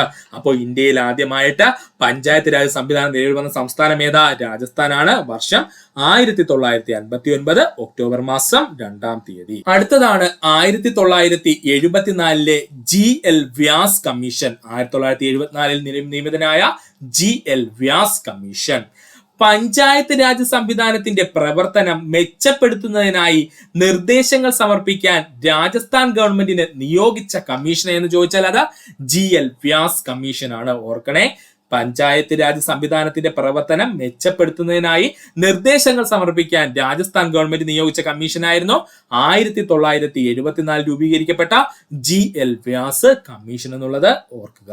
1977 അശോക് മേത്ത കമ്മീഷൻ. ഇതൊക്കെ നമ്മൾ പഠിച്ചിട്ടുള്ളത്, നമ്മൾ കേട്ടിട്ടുള്ളതുമായിരിക്കും. എന്നാലും ഒന്ന് വിശദീകരിച്ച് പഠിക്കേണ്ടതുണ്ട് നമുക്ക്. 1977 അശോക് മേത്ത കമ്മീഷൻ ഇന്ത്യയിലെ തദ്ദേശ സ്വയംഭരണ വകുപ്പിന്റെ ഉന്നമനത്തിനായി പഠനം നടത്തി നിർദ്ദേശങ്ങൾ നൽകാൻ നിയോഗിക്കപ്പെട്ട കമ്മീഷനായിരുന്നു 1977 നിലവിൽ വന്ന അശോക് മേത്ത കമ്മീഷൻ. ഇന്ത്യയിലെ തദ്ദേശ സ്വയംഭരണ വകുപ്പിന്റെ ഉന്നമനത്തിനായി പഠനം നടത്തി നിർദ്ദേശങ്ങൾ നൽകാൻ നിയോഗിക്കപ്പെട്ട കമ്മീഷൻ ഏതാ? അശോക് മേത്ത കമ്മീഷൻ. വർഷം 1977. ത്രിതല പഞ്ചായത്ത് സംവിധാനത്തെ ദ്വിതല പഞ്ചായത്ത് സംവിധാനമാക്കി മാറ്റാൻ ശുപാർശ ചെയ്ത കമ്മീഷൻ അശോക് മേത്ത കമ്മീഷൻ. ഇപ്പൊ അങ്ങോട്ട് ചോദിച്ചതേ ഉള്ളേ, ത്രിതല പഞ്ചായത്ത് സംവിധാനത്തെ ദ്വിതല പഞ്ചായത്ത് സംവിധാനമാക്കി മാറ്റുവാൻ ശുപാർശ ചെയ്ത കമ്മീഷൻ ഏതാണ്? അശോക് മേത്ത കമ്മീഷനാണ്. Committee on panchayat raj institution എന്നറിയപ്പെടുന്നത് അശോക് മേത്ത കമ്മീഷൻ. അതും ഇപ്പോൾ നിങ്ങൾ ചോദിച്ചതേ ഉള്ളൂ, ഇമ്പോർട്ടന്റ് ആണ്. Committee on panchayat raj institution എന്നറിയപ്പെടുന്ന കമ്മീഷൻ ഏതാ? അശോക് മേത്ത കമ്മീഷനാണ്. പഞ്ചായത്ത് രാജിന്റെ കാര്യങ്ങൾ നോക്കാൻ പ്രത്യേക സംസ്ഥാന മന്ത്രി വേണമെന്ന് നിർദ്ദേശം നൽകിയ കമ്മീഷനായിരുന്നു അശോക് മേത്ത കമ്മീഷൻ. പഞ്ചായത്ത് രാജിന്റെ കാര്യങ്ങൾ നോക്കാനായിട്ട് പ്രത്യേക സംസ്ഥാന മന്ത്രിമാർ വേണമെന്ന് നിർദ്ദേശിച്ച കമ്മീഷൻ ഏതാ? അശോക് മേത്ത കമ്മീഷനാണ്. പഠിക്കുക. തദ്ദേശ സ്ഥാപനങ്ങളിൽ പട്ടികജാതി പട്ടികവർഗ സംഭരണം വേണമെന്ന് നിർദ്ദേശിച്ച കമ്മീഷൻ അശോക് മേത്ത കമ്മീഷൻ. തദ്ദേശ സ്ഥാപനങ്ങളില് പട്ടികജാതി പട്ടികവർഗ സംഭരണം വേണമെന്ന് നിർദ്ദേശിച്ച കമ്മീഷൻ ഏതാ? അശോക് മെഹ്ത്ത കമ്മീഷനാണ്. മണ്ഡൽ പഞ്ചായത്ത് എന്ന ആശയം മുന്നോട്ട് വെച്ച കമ്മീഷൻ അശോക് മെഹ്ത്ത കമ്മീഷൻ. മണ്ഡൽ പഞ്ചായത്ത് എന്ന ആശയം മുന്നോട്ട് വെച്ച കമ്മീഷൻ എന്ന് ചോദിച്ചാൽ അത് അശോക് മെഹ്ത്ത കമ്മീഷനാണ്. അശോക് മെഹ്ത്ത കമ്മിറ്റിയുടെ ഭാഗമായിരുന്ന മലയാളി EMS നമ്പൂതിരിപ്പാട്. ഇവിടെ വെച്ച് പഠിച്ചുകൊണ്ട് പോണേ, ഇമ്പോർട്ടന്റ് ആണ്, ചോദിക്കും. അശോക് മെഹ്ത്ത കമ്മിറ്റിയുടെ ഭാഗമായിരുന്ന മലയാളി ആരാ? EMS നമ്പൂതിരിപ്പാടാണ്. അടുത്തതായി നമുക്ക് പഠിക്കേണ്ടതാണ് 1985 നിലവിൽ വന്ന GVK റാവു കമ്മീഷൻ. ആരാണ്? GVK റാവു കമ്മീഷൻ വന്ന വർഷം 1985. പഞ്ചായത്ത് രാജ് നിയമങ്ങളെ നവീകരിക്കുന്നതിന് പ്ലാനിംഗ് കമ്മീഷൻ നിയോഗിച്ച കമ്മീഷൻ ആയിരുന്നു ഏത്? GVK Rao commission. പഞ്ചായത്ത് രാജ് നിയമങ്ങളെ നവീകരിക്കുന്നതിന് പ്ലാനിംഗ് കമ്മീഷൻ നിയോഗിച്ച കമ്മീഷനായിരുന്നു ആര്? GVK Rao commission. വികസന പദ്ധതികൾ ബ്യൂറോക്രസി വൽക്കരിക്കപ്പെടുകയും പഞ്ചായത്ത് രാജിൽ നിന്നും പിരിഞ്ഞു മാറുകയും ചെയ്തു എന്ന് വിലയിരുത്തിയ കമ്മീഷൻ എന്ന് ചോദിച്ചാൽ അത് GVK റാവു കമ്മീഷനാണ്. ഇങ്ങനെയൊക്കെ ചോദിക്കും, എക്സാം ടഫ് ആവുമ്പോൾ. അതുകൊണ്ട് ഇതൊക്കെ പഠിച്ചോളാം. വികസന പദ്ധതികൾ ബ്യൂറോക്രസി വൽക്കരിക്കപ്പെടുകയും പഞ്ചായത്ത് രാജിൽ നിന്നും പിരിഞ്ഞു മാറുകയും ചെയ്തു എന്ന് വിലയിരുത്തിയ കമ്മീഷൻ ഏതായിരുന്നു?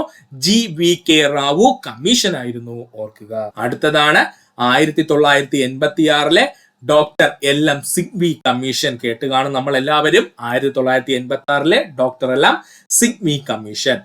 പഞ്ചായത്ത് രാജ് സംവിധാനങ്ങളെ പുനർജീവിപ്പിക്കാൻ വേണ്ട നിർദ്ദേശങ്ങൾ സമർപ്പിക്കുവാൻ രാജീവ് ഗാന്ധി ഗവൺമെന്റ് നിയോഗിച്ച കമ്മീഷൻ എന്ന് ചോദിച്ചാൽ അത് LM സിഗ്വി കമ്മീഷൻ ആയിരുന്നു.